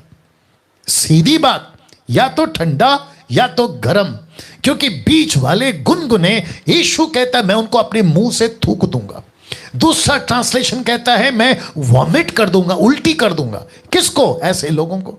तो जितने भी अभी सुन रहे हैं, और वो भाई साहब जिनका जिक्र अभी इन्होंने किया, वहां तक अगर ये मैसेज जारी है, सर आपका काम बने या ना बने यीशु के पीछे चलो, आपकी ये नौकरी है या नहीं है यीशु के पीछे चलो, पॉकेट में पैसा है या नहीं है यीशु के पीछे चलो, क्योंकि यीशु कहता है कि जो कोई मेरा क्रूस, माफ करे खुद का क्रूस, जिसको कहते हैं यीशु के पीछे चलना, नहीं उठाता है वो यीशु के योग्य नहीं है। सकरा रास्ता नहीं दिया है, माफ करे चौड़ा रास्ता नहीं दिया है, सकरा रास्ता दिया है। जहां तंग गलियां हैं, जहां नैरो चीजें, जहां सारी चीजें आपके मन मुताबिक नहीं होगी, तो मैं वापस कहता हूं सीधी बात, या तो आ जाओ या तो टोटल संसार में चले जाओ, बीच में क्यों खड़े हो? Right sir? जी जी बिल्कुल पास्टर जी, मैंने भी उनको बोला था कि आप तो मतलब इतना ज्यादा मेरे को दुख लगा उनकी बात सुन के कि वो ड्रिंक कर लेते हैं कभी कभी, इतना ज्यादा मेरे को दुख लगा पास्टर जी, मैं बता नहीं सकता। जी जी जी, नहीं दुख मत करो सर, सर दुख मत करो। मैं आपको बताता हूँ ना, यीशु कहता है ऐसे लोगों को जाने दो, क्योंकि ये कभी अंदर आए नहीं थे सर। जो शर्त रखकर प्रभु के पास आता है वो कभी मसीह नहीं बन सकता सर। ये तो हमको सीखना होगा आप अभी, खास करके इन दिनों में। Right sir? बिल्कुल बिल्कुल सही बात है पास्टर जी। मैंने उनको आज बोला कि आप ना पास्टर दानियल राज का वो लाइव आता है जी, तो आप भी फोन कर सकते हैं उनको, वो देख रहे हैं अभी मेरे ख्याल से, बिल्कुल देख रहे हैं उनको। मैंने फोन करके बोला कि आपने पूरा 8 बजे स्टार्ट हो जाता है, वो भी देख भी रहे हैं। तो जी, अगर वो देख रहे हैं तो मैं उनको यही कहना चाहता हूं कि सर ये मेरा आंसर है, या तो पूरा अंदर या तो पूरा बाहर। शर्त रखकर आप प्रभु के पास नहीं आए। और आप जो ड्रिंक कर रहे हैं सर, आपको सोचना चाहिए, आप ड्रिंक कर रहे हैं इसका मतलब है आप प्रभु के दिल को दुखा रहे हैं। आपको लगता है मैं पी रहा हूं, चलता है? नहीं चलता सर। आपको याद होगा बाइबल के अंदर यीशु मसीह ने कहा है कि जो पियक्कड़ है ना वो नरक जाएगा। आप यहां पे दुख की बात कर रहे हैं, बर्दाश्त कर सकते हैं आप थोड़ा सा परेशानी है बर्दाश्त कर सकते हैं, लेकिन नरक जाने के बाद आप कभी बाहर नहीं आ सकते। फिर वो दर्द तो यहां के दर्द से ज्यादा है। क्या बात कर रहे हैं सर आप? या तो आ जाओ या तो बाहर चले जाओ। जी भैया, बिल्कुल सही बात है पास्टर जी। वचन भी बोलता है कि जो इतना बड़ा पाप करता है मसीह के आने के बाद भी, तो वो परमेश्वर के बेटे को अपने पांव के नीचे रोंता है। एग्जैक्टली। तो बिल्कुल ये तो इतना बड़ा पाप है, तो बिल्कुल नहीं करना चाहिए इनको। राइट सर, मैं ज्यादा छोटी सी और थी मेरी। नहीं सर सुनिए ना, काफी लोग कॉल करते हैं ना, एक व्यक्ति के पीछे इतना टाइम दूंगा तो दिक्कत हो जाए। आप कल परसों फिर कॉल करिए, कोई दिक्कत नहीं। Right sir, thank you God bless. Yeah next call please. जी नेक्स्ट कॉल। जी अपना प्रश्न पूछिए। मैं पौलुस बोल रहा हूँ जी। आपका फोन नजदीक रखिए सर। मेरा कहना ये है सर, इस समय तो पवित्र आत्मा की पाबंद है। आपका आवाज नहीं आ रहा सर, आपको फोन नजदीक रखना है सर। इस समय मैं यही पूछ रहा हूँ कि इस समय तो आत्मा की पाबंद है। क्या पवित्र आत्मा की इस समय तो सर पवित्र आत्मा की पाबंद है। क्या है इस समय सर? हम लोगों पवित्र आत्मा की पाबंद है इस समय। पवित्र आत्मा इस समय दिया गया हमें। हाँ। तो फिर सर ओलंपिक और हैंकरचीफ के तो कोई भी जरूरत नहीं है सर। राइट। तो फिर सर प्रभु भोज ये भी तो एक सर वस्तु की जैसा हो रहा है सर। क्या क्या क्या क्या? प्रभु भोज सर ये भी तो एक रोटी, और जब हम लोग सर उसका लहू को लेते हैं तो ये भी सर एक चीज वस्तु की तरह हो रहा है सर। आपको किसने कहा ये? आपको किसने कहा? मैं भी ठीक से नहीं जानता हूँ सर। क्या क्या? देखिए भैया, आप एक काम करो, आपका फोन से ठीक करो, आप दूसरा फोन से कॉल करिए, क्योंकि आपकी बातें ना तो पब्लिक समझ पा रही है ना मैं समझ पा रहा हूँ। Sorry, next call. जी, अपना प्रश्न पूछिए। जय मसीह की सर। जी जय मसीह। महाराष्ट्र जालन्याहून बोलते सर। बोलिए सर, माझी मराठी बोलू शकता का सर? बोलिए बोलिए, मराठी बोलिए। आपण जे टीचिंग करता ना सर, हाँ हे जे शिक्षण जे सांगता का त्याच्यातले काय वर्ड जे आहे का इंग्लिश मध्ये जे बोलता ना तुम्ही, हाँ त्याच्यातले काय शब्द आम्हाला काय मराठीमध्ये सांगायचा, कारण आम्ही ज्या टायमाला आम्ही दुसऱ्याला हे व्हिडिओ डाउनलोड केलेला जे दाखवतो का त्याच्यातलं आम्हाला पण शिक्षण कमी असल्यामुळे त्याचं आम्हाला जास्त कळत नाही ना आम्हाला। ओके, हो सर। ठीक है ठीक है। और कुछ? और कुछ नहीं। अरे बाप रे। ओके, तो भाई साहब कहते हैं कि मैं कुछ चीज़ें इंग्लिश में बोलता हूँ, वो इसलिए बोलता हूँ क्योंकि मेरा पूरा प्रोग्राम हिंदी में है। कुछ कुछ शब्द मैं इंग्लिश में बोलता हूँ, लेकिन उसको हिंदी में अनुवाद भी तो करता हूँ। ऐसा नहीं है ना कि उसका अनुवाद नहीं करता हूँ। Anyway, next call. जी अपना प्रश्न पूछे। कट करो कट करो कट करो कट करो। जी अपना प्रश्न पूछे। प्रेज द लॉर्ड सर जी। जी प्रेज द लॉर्ड। सर ये मेरा प्रश्न है मत्ती का 17 अध्याय। आपका फोन नजदीक रखिए सर, आपका फोन नजदीक रखिए। जी सर, मेरा सवाल है सर मत्ती का 17 अध्याय का सर 21 वचन। जी 17 का 21। हाँ सर, उससे पहले जो वचन है सर, वो मिर्गी वाले लड़के को एक यीशु मसीह के पास लेके आते हैं जी। तो उनको चंगाई प्रभु देते हैं जी। तो उनका चेले जो है वो बोलते हैं कि प्रभु हम क्यों नहीं निकाल पाए। राइट। तो प्रभु कहते हैं तुम्हारा विश्वास की गति के कारण। जी। तुम्हारा विश्वास की गति के कारण। जी। तो वहां पर क्या होता है सर, ये जो सब होने के बाद वो एक दूसरा वचन बोलता है कि प्रभु बोलते हैं कि मैं बिना प्रार्थना और उपवास के नहीं निकल रही। राइट। तो सर इसके बारे में थोड़ा बताइए सर। मैं क्या बताऊं, वही तो पूछ रहा हूँ, आपको प्रश्न पूछना है सर। हाँ सर, तो प्रभु कहते हैं सर ये विश्वास के लिए मतलब कुछ भी हो सकता है। तो लेकिन उसमें जो लिखा है 21वां वचन में कि मतलब बिना प्रार्थना और उपवास क्यों नहीं निकलती बोलकर। मैं वही पूछ रहा हूँ सर, इन पूरे टोटल घटना में आपको प्रश्न क्या पूछना है कि विश्वास की गति के कारण हुआ, आपको ये पूछना है या उपवास और प्रार्थना के बारे, आपको क्या पूछना है वो सटीक बोलिए सर। ये जो उपवास और प्रार्थना के बारे में सर, तो हमको यहाँ पर पास्टर बोलते हैं कि बिना उपवास प्रार्थना में आप कोई दुष्ट आत्मा को नहीं निकाल सकते हैं सर। ओके, ऐसे आओ ना फिर। ओके, लाइन में बने रहे। मरकुस का 16 का 17। जी, जितने दर्शक हैं, अभी आपने सुना होगा भाई साहब का प्रश्न। ये कहते हैं कि इनके पास्टर कहते हैं यीशु मसीह की वो जो घटना है मिर्गी वाली, एक बाप अपने बेटे को ले आता है जिसको मिर्गी है और वो ठीक नहीं होता है, चेले के पास भी लाता है, चेले नहीं निकाल पाते हैं। फिर यीशु आकर निकालते हैं तो चेले एकांत में पूछते हैं कि हम क्यों नहीं निकाल पाए। तब यीशु कहता है कि बिना प्रार्थना और उपवास के आप नहीं निकाल सकते। तो इनके पास्टर ने, मुझे नहीं पता कौन है वो पास्टर, इनके पास्टर ने एक डॉक्ट्रिन बना दी है या एक थ्योरी बना दी है कि ऐसे करने से ही दुष्ट आत्मा निकलेगा। अब आपको मैं कॉन्सेप्ट क्लियर कर देता हूं। यीशु क्या कहते हैं, जो विश्वास करे बपतिस्मा ले उसी का उद्धार होगा, परंतु जो विश्वास ना करेगा वह दोषी ठहराया जाएगा। विश्वास करने वालों में ये चिन्ह होंगे कि वे मेरे नाम से दुष्ट आत्मा को निकालेंगे। तो इसका मतलब क्या है, आप मेरे साथ लाइन में बने रहे भैया। इसका मतलब क्या है? इसका मतलब यह है कि यीशु कहता है तुमको मैंने अधिकार दिया है, अथॉरिटी दिया है। लूका की किताब उसका 17 का माफ करें 10 का 17 निकालना। मेरे साथ लाइन में बने रहना भैया। लूका की किताब उसका 10 का 17। ओके, लिखा है वे 70 आनंद करते हुए लौट आए और कहने लगे, हे प्रभु तेरे नाम से दुष्ट आत्मा भी हमारे वश में। उसने उनसे कहा, मैं शैतान को बिजली के समान स्वर से गिरा हुआ देख रहा था। मैंने तुम्हें सांपों और बिच्छुओं को रौंदने का और शत्रु की सारी सामर्थ पर अधिकार दिया है। तो सर मेरा प्रश्न है आपसे, ले लो, मेरा प्रश्न है आपसे और जितने दर्शक दिख रहे हैं 1800 के ऊपर, मैं उनको भी कहना चाहता हूं कि यीशु ने दुष्ट आत्मा को निकालने का अधिकार दिया है। और यूहन्ना 14:12 में जो भाई ने प्रश्न पूछा था अभी कि जब पवित्र आत्मा आएगा तो तुम्हें सब बातें बताएगा जो तुम अभी नहीं समझते।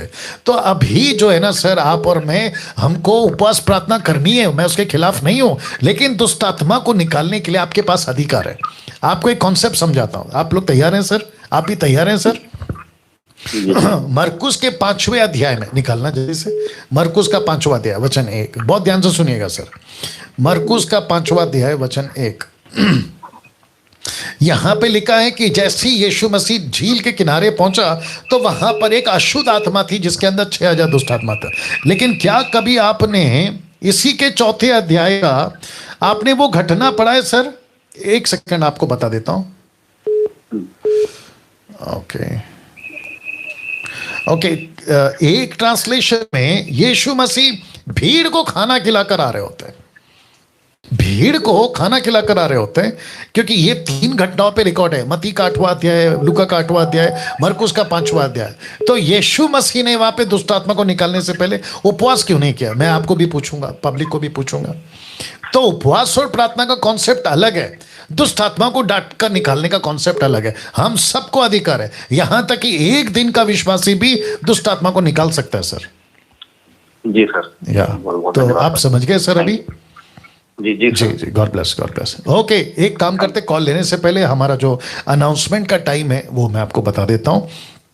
आज का अनाउंसमेंट को प्लीज ध्यान से सुनिएगा। जितने भी अभी लाइन में हैं, फेसबुक पे कितने हैं? अरे बाप रे 200 के ऊपर लोग आ गए फेसबुक में, वंडरफुल। एनीवे, और यूट्यूब पे तो शायद 1600 के ऊपर होंगे। या ठीक है, अनाउंसमेंट बहुत इंपॉर्टेंट है, ध्यान से सुनिएगा, क्योंकि मैं समझता हूं कि आपको ये सभी अनाउंसमेंट को ध्यान देना बहुत जरूरी है। MMB international WhatsApp groups start हो चुका है और इसका पहला ग्रुप, इंटरनेशनल ग्रुप मलेशिया का बन चुका है। और मलेशिया से जितने भी लोग अगर देख रहे हैं, मैं चाहता हूं कि इस बहन को आप फोन करें और मलेशिया से जितने लोग हैं इनको कॉल करके आप उस ग्रुप में ऐड हो जाएं। जो MMB इंटरनेशनल ग्रुप्स का एक ग्रुप है जिसको कहते हैं MMB मलेशिया ग्रुप, ऐसा नाम होगा वो। तो इस बहन को कॉल करें, आशा जी को, इनको कहें कि मैं मसीह हूं, अन्य भाषा में बात नहीं करता हूं, क्योंकि क्राइटेरिया प्रोटोकॉल मसीह मंथन का सबसे पहला यह है कि हम किसी को भी लोगों को ऐड नहीं करते जो टंग्स में बात करते, जिसको कहते हैं जिब्रिश, उनको नहीं लेते। और जिसको कहते हैं कि पवित्र आत्मा से नीचे गिराना, उठा पटक करना, लेइंग हैंड्स, ये सारी चीज़ें और ज़बरदस्ती पैसा मांगना, ये सारे लोगों को हम इन्वॉल्व नहीं करते हैं, उनको स्वीकार नहीं करते। लेकिन उसके अलावा जिसका मिशन माइंड है, प्रभु के लिए चेला बनाना, कलीसियाओं की स्थापना करना, मिशन का काम करना, रीचिंग टू अनरीच पीपल, ऐसे मिशन वाले लोगों को जो प्रभु के लिए काम करना चाहते हैं, आपका स्वागत करता हूं, ठीक है ना? तो आप लोग कहीं से भी, किसी भी कंट्री से आप ग्रुप में हैं, आप आ सकते हैं। जब भी मलेशिया का ग्रुप स्टार्ट हो गया, तो अगर कोई इजराइल से देख रहा है तो MMB इजराइल ग्रुप, अगर आप अरब कंट्री से देख रहे हैं तो वहां से, जहां से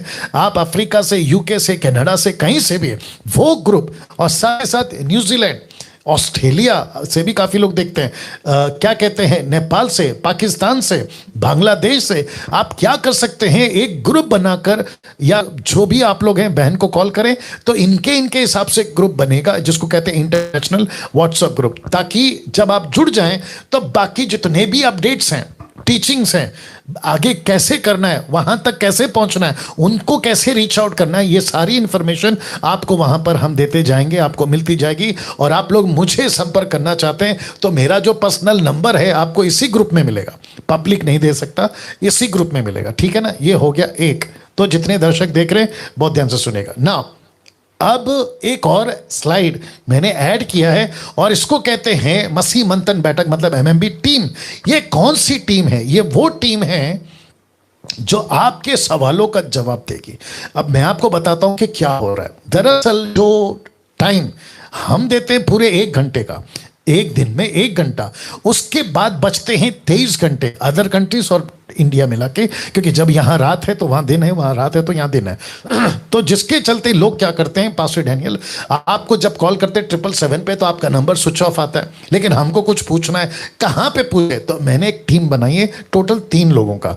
तो एक है पास्टर अजय दास सर, उनका ये नंबर है, दूसरा है ब्रदर नरेंद्र राव, ये उनका नंबर है, और तीसरा नंबर है ब्रदर राजेश स्टीफन, ये उनका नंबर है। तो आप क्या कर सकते हैं, इनको कॉल करके आप अपने अपने प्रश्नों का उत्तर पा सकते हैं।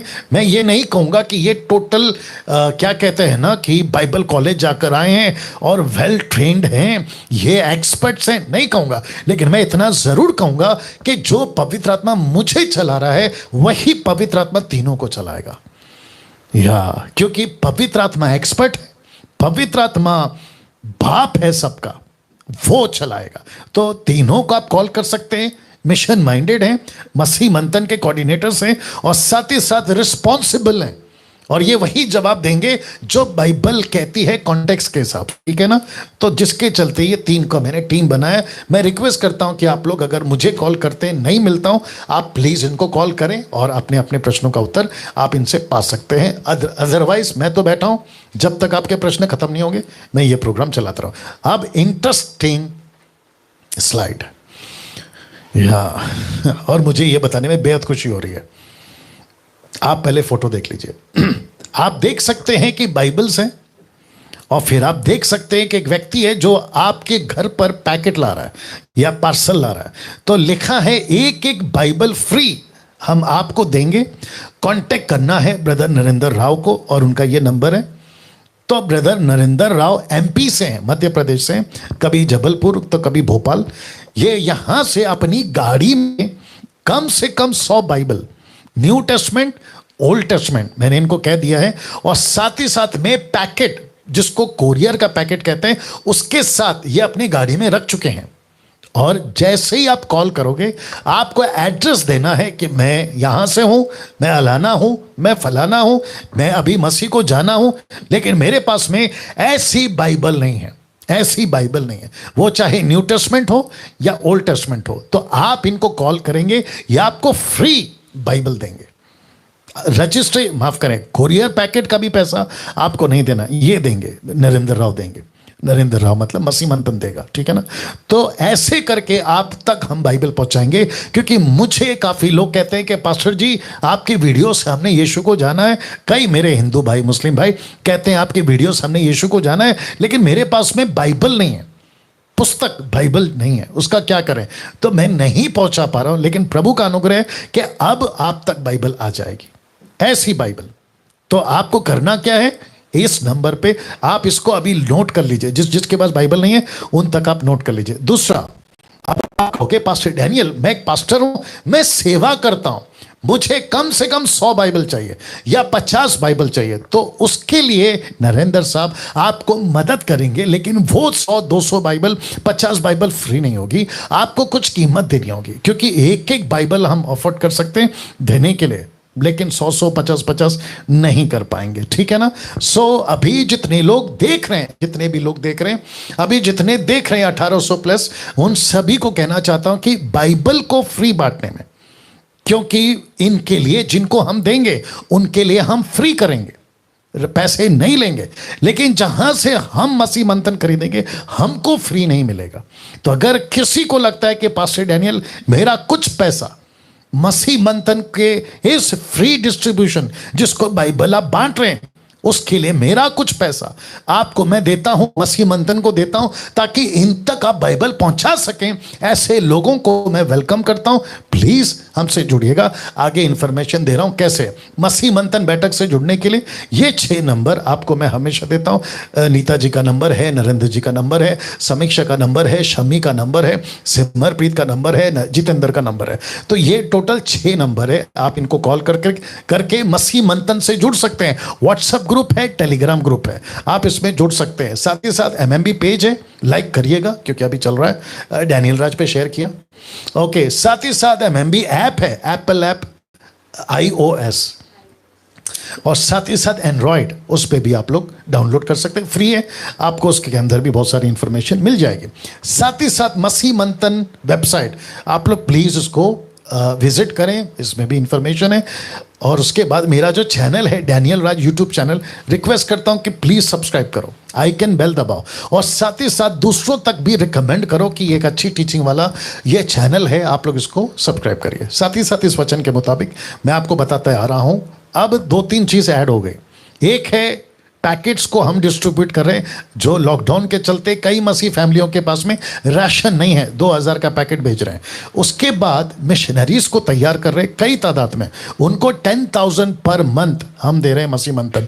अब बाइबल फ्री डिस्ट्रीब्यूशन आ गया, उसके लिए इन सब के लिए पैसा लगता है। अगर किसी को आना है आगे, आप प्लीज इस बहन को कॉल करें, सुमन वैद को कॉल करें, ये उनका नंबर है। इस नंबर पे प्रार्थना निवेदन, बाइबल क्वेश्चन किसी प्रकार का नहीं करना है, नहीं तो ये लड़की आपको नंबर ब्लॉक कर देगी। आपको सिर्फ और सिर्फ पैसे के लिए आपको कॉल करना है। उसके बाद ये मेरा नंबर, कोई पास्टर है, आपको दिक्कत है, आप वॉइस मैसेज दीजिए या किसी प्रकार का, मैं आपको कॉल बैक करूंगा। ऐसे कितने लोगों को अभी हम कर चुके हैं, ठीक है। और याद रखो, बल्क में अगर कोई कॉल करता है, मेरे पास में 30 फैमिली है, आप हमको 60,000 भेजो, नहीं भेज सकते।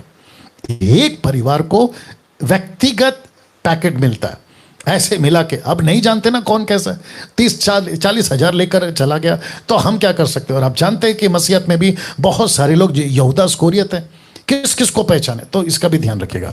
साथ ही साथ इस संडे को मैं इस टॉपिक पे प्रचार कर रहा हूं, लिखा है शैतान का लक्ष्य 2 तरह के अनमोल जीवन को नाश करना, ब्रैकेट माफ करें, नीचे लिखा है कैसे, क्वेश्चन मार्क।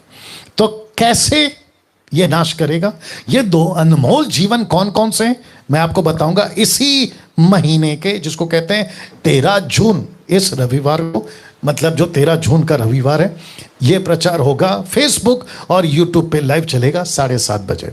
ओके, तो ये सारी जानकारी आपको मैं बता चुका हूं, लेकिन इसके लिए आज मैं यहीं पे रखूंगा, नेक्स्ट कॉल लूंगा। कौन सा वाला, ये वाला। जी, अपना प्रश्न पूछिए। जी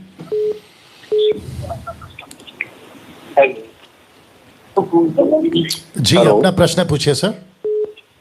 जय मसीह। जय मसीह। पास्टर दलजीत सिंह बोल रहे हैं पंजाब को। जी पास्टर, बपतिस्मा के बारे मेरा एक सवाल सीगा ना जी, कि जिथों मतलब जिहड़े पास्टर तो असीं बपतिस्मा लिया सीगा। सर आपको हिंदी में बात करना है सर। जी जी जी सर, जिस पास्टर से हमने बपतिस्मा लिया था ना जी, तो बपतिस्मा देने वक्त उसने मतलब ये नहीं बोला पिता पवित्र पवित्र आत्मा के नाम से, है ना जी। जी, उसने सिर्फ ये बोला कि आपके साथ कोई जबरदस्ती तो नहीं है। ओके, इतना मतलब कह के उसने पानी में हमें डुबो दिया था। ठीक है। तो जब मैं आपके इस मसीह मंथन से जुड़ा हूँ जी, मुझे तकरीबन 1 साल के लागे हो गया। जी जी, और जो वहाँ की शिक्षाएं थी, जो आपकी शिक्षाएं, उसमें जमीन आसमान का फर्क है ना जी। तो मैंने टोटली इस चर्च को छोड़ दिया है। ओके ओके, गुड गुड जी। और जब मैं एक बार मैंने इस थोड़ा प्रचार करके जो उनका ग्रुप बना हुआ था, उस ग्रुप में मैंने डाल दिया जी कि ये जो मतलब हो रहा है जो सही नहीं है जी। और उससे के अलावा जो वीडियो थी आपकी, मैं उसके ग्रुप में सेंड कर देता था जी। तो एक दिन उसका मतलब पास्टर का मैसेज आया कि इस पर्सन की वीडियो हमारे ग्रुप में नहीं डालना जी। तो मैंने उसको अपने तरीके से थोड़ा बोला भी, तो गुस्सा तो आता है ना जी, बिल्कुल। गलत शिक्षाएं देने वाला बोले कि हमने सच्चाई को नहीं सुनना जी। तो मैंने 1-2 शब्द बोल के दूसरे दिन मैं लेफ्ट हो गया, ग्रुप से भी लेफ्ट हो गया। ठीक है। फिर मुझे किसी के द्वारा उस फोन करवाया उन्होंने कि क्या जे मतलब ऐसे बोलते हो हमारे पास ठीक तो ऐसे जी मतलब ऐसा क्यों बोलते हो। मैंने कहा मैंने किसी का नाम नहीं लिया पहली बार तो। जी जी जी। अच्छा भाई साहब, ऐसा है ना, सुनिए ना भैया, ऐसा है ना, काफी लोग कॉलिंग पे वेट करते हैं ना, आप डायरेक्ट मुद्दे पे आ जाएंगे। अगर आपको ये बातें करनी है तो मेरा नंबर तो आपके पास होगा, आराम से बात कर लेंगे। तो आप डायरेक्ट मुद्दे पे आ जाएं, क्योंकि काफी लोग वेट कर रहे हैं। जी सर, तो मैंने तो ये पूछना था कि बपतिस्मा दोबारा लेने की जरूरत तो नहीं है हमारी फैमिली को। ओके, मैं आपको जवाब दे रहा हूं। भाई साहब का कहना यह है कि इनके बपतिस्मा के वक्त में इनके पास्टर ने नाम नहीं लिया, सीधा डुबा दिया, ये कहते हुए कि आपको जबरदस्ती तो नहीं दिया गया। अब अगर आपको संतुष्टि नहीं हुई है, आप अभी तक कंफर्म नहीं है, आप श्योर नहीं है कि पिता पुत्र पवित्र आत्मा के नाम से आपको बपतिस्मा दिया गया या नहीं दिया गया है, तो मैं आपको कहना चाहता हूं और जितने दर्शक हैं उनको भी कहना चाहता हूं, अगर आपको कंफर्म नहीं है कि मेरा बपतिस्मा हुआ या नहीं है, आप वापस ले सकते हैं, कोई दिक्कत नहीं है। पिता पुत्र पवित्र आत्मा के नाम से एक बार डुबाने का बपतिस्मा आपको लेना है। अगर नहीं हुआ है तो प्लीज लीजिए। जी भैया। जी जी pastor, thank you sir. God bless, God bless. Okay, next call. जी, अपना प्रश्न पूछिए सर। जी सर। जी जी, आपका फोन नजदीक रख के प्रश्न पूछिए। जी सर, मैं राजस्थान से अलवर से बोल रहा हूँ जी। बोलिए बोलिए। जी सर, मैं सर एक बाइबल से नहीं, वैसे बाइबल के अंदर से ही सवाल पूछना चाहता हूँ पास्टर जी। जी बोलिए। पास्टर जी ये बताइए, जैसे ऑनलाइन हम आपका सुसमाचार सुनते हैं। जी जी सर, पास्टर जी एक बात और बताइए सर हमको, जैसे ऐसे हम अंगीकार करवा सकते हैं किसी को? क्या क्या क्या क्या अंगीकार कराना है सर? जैसे जैसे हमने आपका सुसमाचार ऑनलाइन सुना जी, और बाइबल भी हमको बताती है कि ऐसा सुसमाचार सुना होगा, यदि कोई परमेश्वर के मतलब पुत्र को, प्रभु यीशु को प्रभु स्वीकार करे जी, और ऐसा अंगीकार करे अपने मुख से जी, और मन में विश्वास करे, जी, तो ऐसा हम ऑनलाइन भी अंगीकार करवा सकते हैं? जी बिल्कुल, क्योंकि कन्फेस उसको करना है, आपको नहीं करना है। बिल्कुल पास्टर जी। वचन तो यही कहता है ना सर, रोमियो 10:9 में। सर जी जी बहुत दिन हो गए सर जी, बहुत दिन से कॉल लगा रहे हैं ना। हाँ जी, बहुत दिन से आपका नंबर लगा सर। सर ऐसा ना, एक थोड़ा ना क्वेश्चन जो भी कोई मसीह भाई बहन ने भी कोई बात करे ना, तो शॉर्ट में लिया करो सर।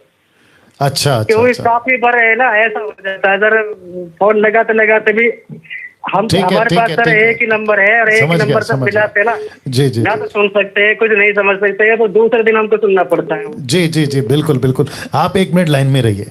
नाउ भाई ने कहा कि आप जो लेते हो ना क्वेश्चन, उसको शॉर्ट में लिया करो और शॉर्ट में जवाब दिया करो। तो मैं आपको बता दूं, मैं पहला ये प्रोग्राम कर चुका हूं और वो प्रोग्राम का नाम है आस्क डैनियल राज। उसमें मैं क्या करता था, टक टक टक टक जवाब दे देता, लेकिन अब पर्पसली जानबूझकर मैं एक एक प्रश्न के ऊपर इतना टाइम इसलिए ले रहा हूं क्योंकि भविष्य में आगे जब तक मसीह जगत में नहीं आता, यीशु नहीं आ जाता, और जब तक ये क्रिश्चियनिटी मसीहत यानी कि परमेश्वर का राज्य चल रहा है, तब तक उनको ऐसे बहुत सारे प्रश्नों के उत्तर सटीक में, मतलब बिल्कुल डिटेल में मिले, इसीलिए ये वीडियो बनाता हूं सर। अब आप समझ गए? जी पास्टर जी, मैं 2 साल से ना प्रोग्राम सुन रहा हूँ और मैंने अपने खुद के पास्टर को छोड़ दिया आपके एक वचन अनुसार में। वाह वाह, ये अन्य भाषा है ना जो। जी जी जी जी जी, क्या बात है। और आप कौन से जगह से हैं सर? सर मैं राजस्थान के अलवर से बोल रहा हूँ। अरे वाह, और आप वहाँ पे क्या करते हैं सर? क्या सर? आप राजस्थान में क्या करते हैं? पास्टर हैं, सेवक हैं, नौकरी करते हैं? नहीं सर, मैं विश्वासी हूँ फिलहाल तो। जी जी, लेकिन हमको शिक्षा ऐसे मिलती है, फिर उसमें आपका प्रोग्राम ऐसे ही अचानक हमारे सामने आ गया था, तो मैंने कहा ये सर बहुत अच्छी शिक्षा देते हैं। अरे वाह वाह। चलिए, तो मैं आपसे व्यक्तिगत बात करना चाहूंगा सर, आप मुझे प्लीज कॉल करना, ठीक है? ओके सर, ओके सर, धन्यवाद sir, God bless, God bless. Yeah next call जी। जय मसीह जी। जी जय मसीह। हाँ पास्टर जी, जय मसीह। या जय मसीह। हाँ पास्टर जी, हम अब बहुत दिन से कॉल लगा रहे थे, एक प्रश्न पूछना है पास्टर जी। बोलिए।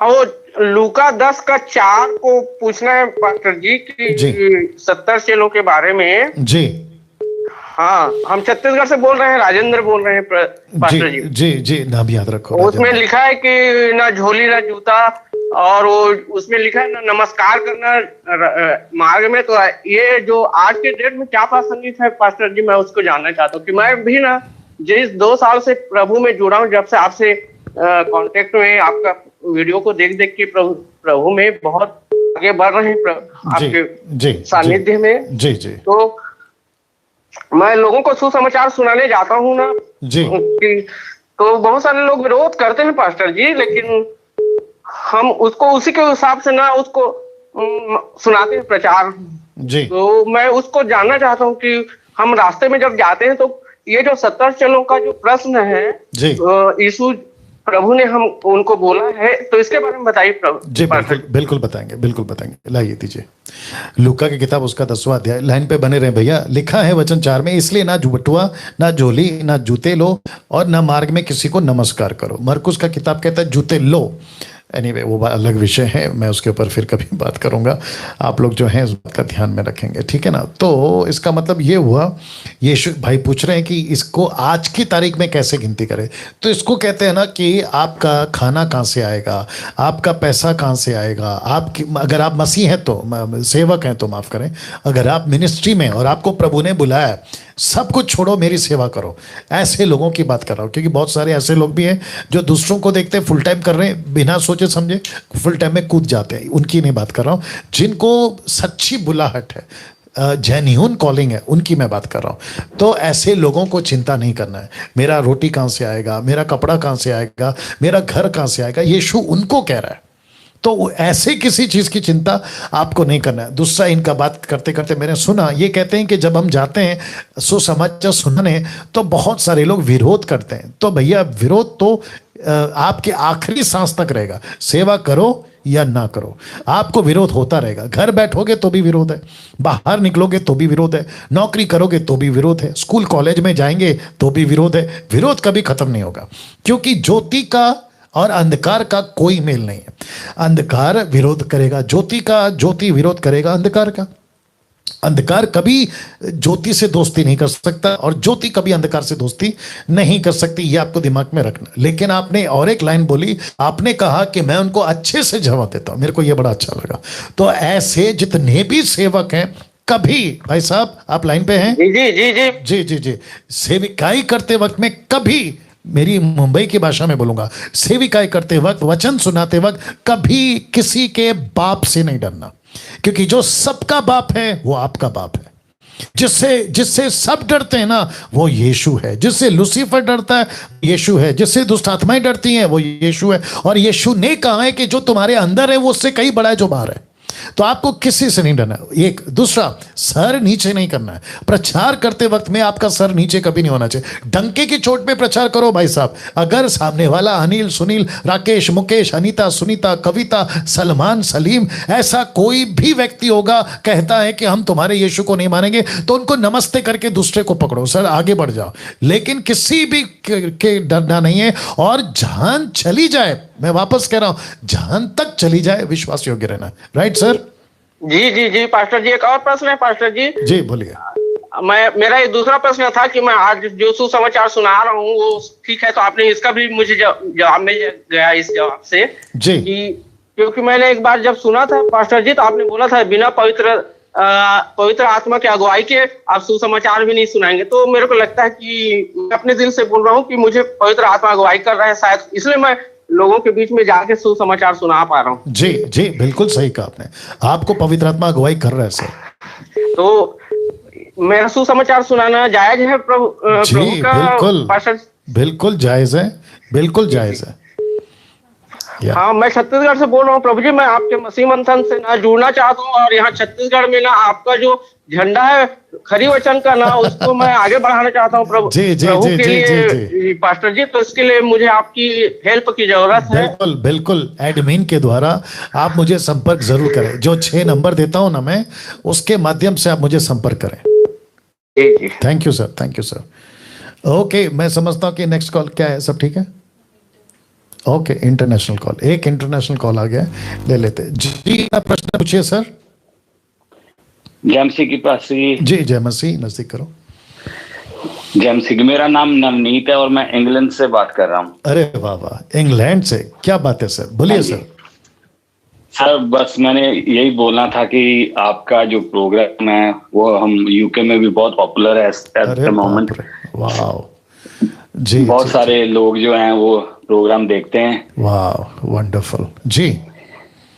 और मेरा पास ही सवाल ये था जी कि ऐसे जो मैं क्योंकि बेसिकली पंजाब से हूँ जी, तो मेरा सवाल ये था कि जब पंजाब में जो कलीसिया में लोग जाते हैं जी, वो पास्टर के जाके पाँव को हाथ लगाते हैं जी, और उनसे आशीर्वाद लेते हैं जी। और मेरे को ये कंफ्यूजन थी कि पास्टर बी आप अपने आत्मिक पिता जो उनके हैं दूसरे कंट्रियों में उनके, वो भी उनको ऐसे ही ट्रीट करते हैं, वो भी ऐसे ही उनके पाँव में हाथ लगाते हैं और बोलते हैं कि हम आपके पैर को चूमना चाहते हैं, और ये शिक्षा भी वो अपने कलीसिया के लोगों को भी देते हैं। तो मेरा ये सवाल था कि क्या तक ये सही है? ओके सर, आपका नाम फिर से बताइए सर। नवनीत जी, लाइन पे बने रहे सर। जितने भी भारत में और विदेश में, और नवनीत जो है वो इंग्लैंड से बात कर रहे हैं, और इनका प्रश्न ये है कि किसी सेवक के पैर को छूना, फिर वो सेवक अदर कंट्रीज में, अफ्रीका अमेरिका में, उसका जो बड़ा होगा जिसको वो अपना स्पिरिचुअल फादर बुलाता है, वो उसके पैर छूता है या चूमता है, जो भी करता है, क्या ये बिब्लिकली राइट है? तो सीधी बात, straight forward, crystal clear statement, total गलत है सर। नहीं कर सकते। सबसे पहली बात, स्पिरिचुअल फादर का कॉन्सेप्ट न्यू टेस्टमेंट में नहीं है। एलीशा ने एलिया को पिता बुलाया, ये वहां से उठा लिया। पौलुस ने कहा कि सुसमाचार के चलते मैं तुम्हारा पिता, ये कॉन्सेप्ट वहां से उठा लिया। लेकिन यीशु कहता है मत्ती 23 में कि पृथ्वी पे किसी को पिता मत बुलाओ। अब आप देखिए, तो एलीशा ने एलिया को बुलाया, तब ये नहीं था ना मत्ती 23 अध्याय, लेकिन अभी है। और पौलुस ने जो स्टेटमेंट दिया वो कॉन्टेक्स्ट अलग है, कॉन्सेप्ट अलग है, उसको उठाकर, और फिर कहता हूं एक स्क्रिप्चर से डॉक्ट्रिन नहीं बनती, सपोर्टिव स्क्रिप्चर चाहिए 2 से 3। अगर किसी डॉक्ट्रिन को कंफर्म करना है, पुख्ता करना है, आपको उसको लागू करना है। तो पास्टर के पैर छूना टोटल गलत है। क्यों? मैं आपको बताता हूं। क्या कहते हैं, प्रकाशित वाक्य पहला अध्याय वचन आई थिंक 17 जी दीजिए। प्रकाशित वाक्य 17, या मेरे साथ बने रहें जितने दर्शक हैं। ओके, लिखा है, जब मैं उसे देखा तो उसके पैरों पर मुर्दा सा गिर पड़ा। कौन? यीशु को जब जॉन ने देखा, योना ने, तो लिखा है कि जब मैंने उसे देखा तो उसके पैरों पर मुर्दा सा गिर पड़ा। उसने मुझसे अपना दाहिना हाथ रखकर कहा, मत डर, मैं प्रथम, अंतिम और जीविता हूं। प्रकाशित वाक्य 19 निकाल के देना। मैंने बहुत पहले पढ़ा था, आई गेस मुझे मिल जाए। यही योना है जो स्वर्गदूत के सामने जब पैरों पे गिरा तो स्वर्गदूत ने उसको रोका। आई थिंक, एक सेकंड दीजिए मुझे। ओके,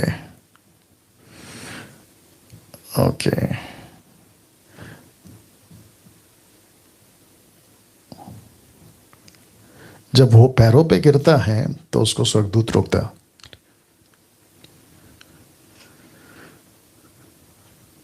हाँ, मिल गया। प्रकाशित वाक्य 19 का 10 लिखा है, तब मैं उसको दंडवत करने के लिए उसके पांव पर गिर पड़ा। उसने मुझसे कहा, देख, ऐसा मत कर। नाम भूल गया मैं। नवनीत जी, आप लाइन पे हैं? हाँ जी सर, हाँ जी। अब आप देखिए, यहां पे 2 रेफरेंस दिया मैंने। एक है प्रकाशित वाक्य 17, यूहन्ना यीशु के पैर पे गिरता है उसको दंडवत करने के लिए। दंडवत का मतलब है प्रोस्कुनियो, वर्शिप करना। वही चीज यूहन्ना स्वर्गदूत के सामने करता है 19 के 10 में।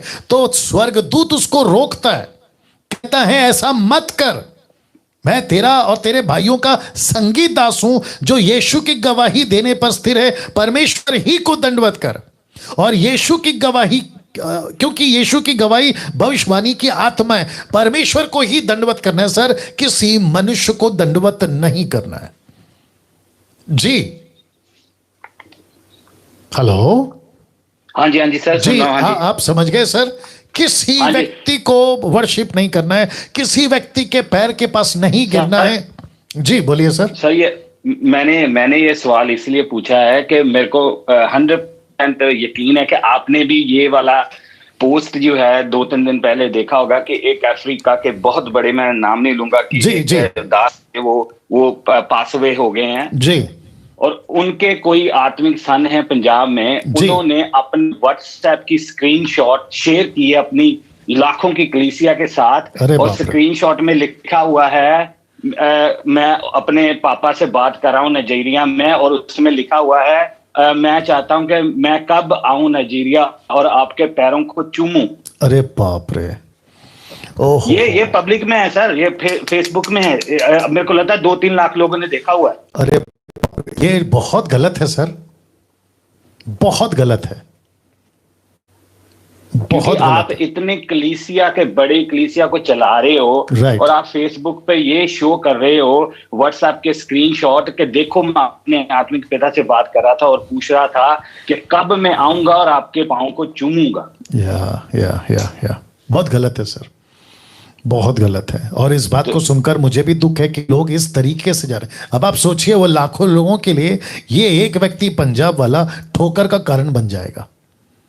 बिल्कुल सही है जी। और लाखों लोगों का ठोकर का कारण का हिसाब कौन देगा? वो एक आदमी। और जो मर गया है, आप भी नाम जानते हैं, मैं भी जानता हूं सर, लेकिन हम पब्लिक में नहीं बोल रहे हैं, लेकिन समझदार को इशारा कर दिया।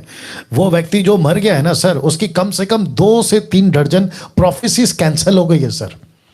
और व्यवस्था विवरण 18 अध्याय वचन 20 से आगे कहता है, अगर किसी की प्रोफेसी गलत हो तो वो मार डाला जाए। तो उसकी बहुत सारी मिनिस्ट्री में फेक है। जो मर गया है, मैं उसकी बात कर रहा हूं, उसकी मिनिस्ट्री में बहुत सारी चीजें फेक है, बहुत सारे मिरेकल्स फेक हैं।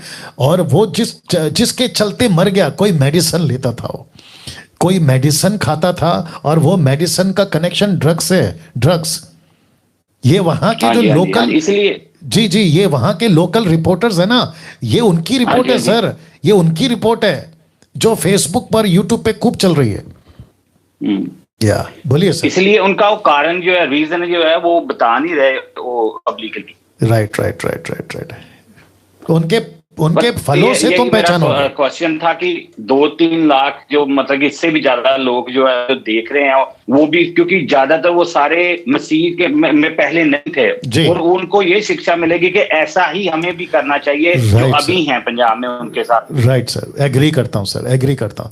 बट आपकी और मेरी कोशिश, आपका क्लैरिफिकेशन चाहिए था कि आप भी सुनने वालों को एक बार खुल के बता दें कि ये जो पोस्ट चल रही है या जो ये बिहेवियर चल रहा है, ये मसीही नहीं है। बिल्कुल सर। और मैं समझता हूं आज की जो अभी आपकी और मेरी कन्वर्सेशन है, ये इसकी एडिट वीडियो फेसबुक और यूट्यूब पे अपलोड हो जाएगी आज रात को ही। Please, thank you sir, God bless you sir, God. और आप टच में रहें सर, पंजाब मसीह मंथन के लिए, लंदन में कुछ करने के लिए। जरूर सर, जरूर। Is that okay?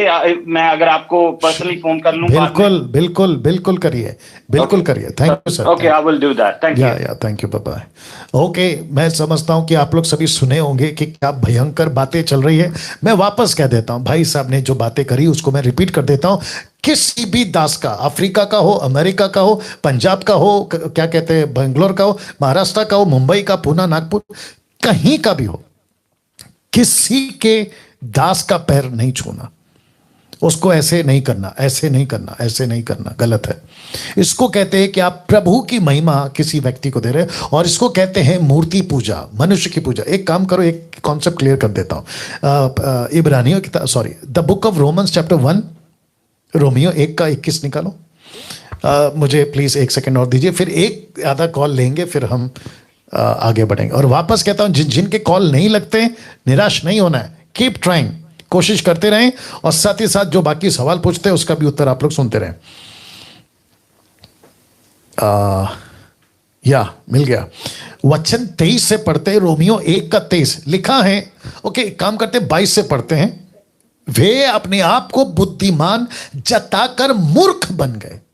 पौलुस कहता है, वे अपने आप को बुद्धिमान जताकर मूर्ख बन गए, और अविनाशी परमेश्वर की महिमा को नाशमान मनुष्य, पक्षी, चौपाए, रेंगने वाले जंतु, मूर्त की समानता में बदल डाला। तो सबसे पहला मूर्ति किसका बना?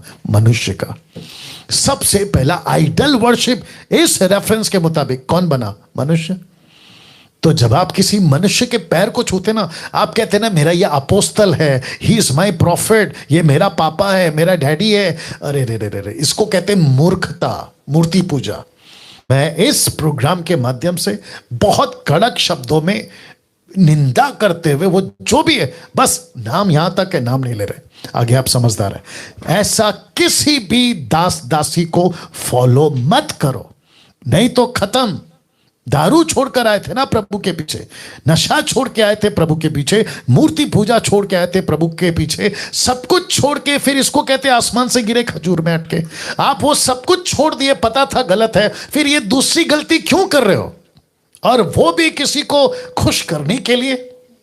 जो मर गया ना नाइजीरिया का, उसकी मिनिस्ट्री टोटल डिफरेंट है। उसको कॉपी करके कुछ लोग अगर कर रहे हैं तो वो भी गलत है। इसलिए यीशु कहता है पेड़ की पहचान फल से है, उनके कामों से तुम उन्हें पहचान लोगे। तो पहचानो ना, परखने की आत्मा दी है, कौन कैसा है, कौन सही है, कौन गलत है, कौन क्या कर रहा है। क्यों आंख बंद करके चल रहे हो? किसी ने मुझे बीच में एक मैसेज किया 777 पे कि आपका प्रचार बहुत अच्छा है, आप बहुत अच्छा बोलते हैं, लेकिन दूसरे सेवकों को आप क्यों गलत बोलते हैं? वो भी तो अभिषेकित हैं। तो फिर मेरा प्रश्न ये है कि जब यीशु डांट रहे थे तो यीशु भी गलत है, पतरस डांट रहे थे तो पतरस भी गलत है, पौलुस डांट रहे थे तो पौलुस भी गलत है। पौलुस तो ये तक कहता है, 1 तिमोथी 5:19 में निकालो जल्दी से, 1 तिमोथी 5:19। पौलुस कहता है ऐसों को एक्सपोज करो। मैं तो कम से कम चर्चा कर रहा हूं। एक्सपोज का मतलब पता है? उनकी फोटो दिखाओ, उनका नाम डालो। कहां लिखा है? कोई दोष किसी प्राचीन पर लगाया जाए तो बिना 2 या 3 गवाहों के ना सुनो। पाप करने वाले को, किसको? प्राचीन को, बिशप को, रेवरेंड को, अपोस्तल को, प्रॉफिट को, पाप करने वालों को सबके सामने समझा दे ताकि और लोगों को भी डर आए। तो इंग्लिश ट्रांसलेशन कहता है expose them front of everyone. ये तो मैं नहीं कर रहा हूं। मैं करना चाहूं तो कर सकता हूं। एक बीच में मुझे वीडियो भेजता है, कहता है कि एक आदमी है माइकल टाइप का, वो आपकी वीडियो बनाता है आपके अगेंस्ट में। अगर इतनी वीडियो बना रहा है तो फिर प्रश्न उठता है कि आप सही है कि गलत है। अगर मैं ऐसा करूं तो मैं 1000 वीडियो बना सकता हूं। तो क्या वीडियो बनाने से कोई तय हो जाता है सही है गलत है? वचन को चेक करो, मेरे प्रीचिंग को चेक करो, मेरे स्टेटमेंट को चेक करो, तब पता चलेगा। और जो अगेंस्ट में वीडियो बनाते उनको देखो, दूध का दूध, पानी का पानी। वाह। नेक्स्ट कॉल जी, अपना प्रश्न पूछिए। सर जय मसीह की। सर जय मसीह। सर मैं रोनी बोल रहा हूँ मलेशिया से। सर मेरा प्रश्न मत्ती की किताब वचन 5वां अध्याय वचन 3 जी, वहां लिखा धन्य है वो जो दिल के गरीब है। तो सर वो गरीब, सर मैं जानना चाहता हूँ वो गरीब कौन है सर? ओके। तो देखिए, आप फिजिकल जो गरीब होते हैं, मतलब जिनके पास पैसा नहीं है, आप वो समझ रहे हैं?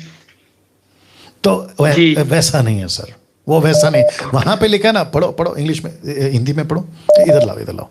ओके, यहां पे लिखा है कि धन्य है जो मन के दीन है, क्योंकि स्वर्ग का राज्य उन्हीं का है। और इंग्लिश ट्रांसलेशन कहता है poor, those who are poor in heart. तो आप पैसों को लेकर बात कर रहे हैं, मतलब स्टेटस को लेकर बात कर रहे हैं, वो गरीबी, या फिर मन के दीन है? मन के सर। हाँ, तो कॉन्सेप्ट क्लियर है ना सर? आपको मन में तो दीन रहना है ना सर? और आपने ग्रुप ज्वाइन कर लिया sir, Malaysia WhatsApp group join कर लिया? जी सर, आज करना है, टाइम ही नहीं मिला। चलो कोई बात नहीं, आराम से कर लीजिए। ओके सर, एक प्रश्न और है मेरा। बोलिए। जी सर, मेरा प्रश्न ये है कि मेरा फ्रेंड है, जैसे कि वो भी विश्वासी है। हाँ। और वो उसका वो कहता है कि जैसे खाने के विषय में बात करनी है सर आपसे मैंने। जी। खाने के विषय में कहता है कि गुरुद्वारे में हम खा सकते हैं। कह रहा है वहाँ कौन सी मूर्ति पूजा होती है? वहाँ मूर्ति पूजा नहीं होती, तो वहाँ का हम खा सकते हैं। ओके, मेरे साथ बने रहे। मूर्ति पूजा, मैंने अभी एक वचन पढ़ा, 23 वचन। मूर्ति पूजा मनुष्य की पूजा करना भी है, पत्थर की पूजा करना भी मूर्ति पूजा है। किसी खुद की चीज को यीशु से बढ़कर चाहना, वो मूर्ति पूजा है ना सर? तो किसने कहा कि आइडल को रखें तो ही मूर्ति है? आप किसी गुरु की पूजा कर रहे हैं, गुरु को समर्पित कर रहे हैं, आप गुरु को फॉलो कर रहे हैं, वो भी तो मूर्ति पूजा है ना सर? जी सर। या ऐसा है, ठीक है sir. Thank you so much sir. आपसे थैंक यू सर, आपसे बहुत कुछ सीख रहे हैं। और मैं उनका बहुत बहुत धन्यवाद करता हूँ जो मसीह मंदिर बैठक में जुड़े हुए हैं। और मैं उनको भी कहना चाहता हूँ जो आपकी वीडियो नहीं सुन रहे, मैं तो उनको बेवकूफ समझ रहा हूँ जो आपकी वीडियो को नहीं सुन रहे हैं, क्योंकि मैंने जो और है मैंने उनको भी सेंड किया, आपकी वीडियो सुन ही रहे थे, तो उल्टा मुझे बोल रहे हैं तुम मत इसको सुन। तो मुझे तो अफसोस है इन लोगों पर कि यार तुम अच्छी शिक्षा को आप ठुकरा रहे हो। तुम जो चीज मिलेंगे। God bless. नाउ मैं और कॉल नहीं ले सकता हूं क्योंकि टाइम हो चुका है, और आज से लेके 9:30 बजे तक ये प्रोग्राम चलेगा। आज कौन सा दिन है? डे ओके तो कल सैटरडे, कल लास्ट है इस वीक का, क्योंकि उसके बाद परसों संडे है तो ऑनलाइन हिंदी चर्च चलेगा। तो कल लास्ट है इस वीक का, उसके बाद फिर कंटिन्यू होगा। और मैं वापस कहता हूं, मैं तब तक करता रहूंगा जब तक आपके प्रश्न खत्म नहीं हो जाते। सो यहां पर मैं विदा लेना चाहूंगा। परमेश्वर ने सहायता की है और मैं जानता हूं कि वही परमेश्वर आपकी भी सहायता करेगा। और कल ठीक 8 बजे फिर मुलाकात होगी। आप लोगों के सवाल और पवित्र आत्मा जो मेरे द्वारा आप लोगों को समझाता है, जवाब के साथ। अपना ख्याल रखें और खूब शेयर करें, वीडियोस को खूब शेयर करें, एडिट वीडियो को भी खूब शेयर करें। जैसे अभी भाई ने भी कहा कि मैं शेयर करता हूं, उसकी चिंता मत करो जो विरोध में बात करते हैं। ये तो हो गए, हाथी चले बाजार कुत्ते भौंके हजार, ये तो आप जानते ही हैं। उसकी चिंता मत करिए, प्रभु का काम करना है। Take care, God bless all.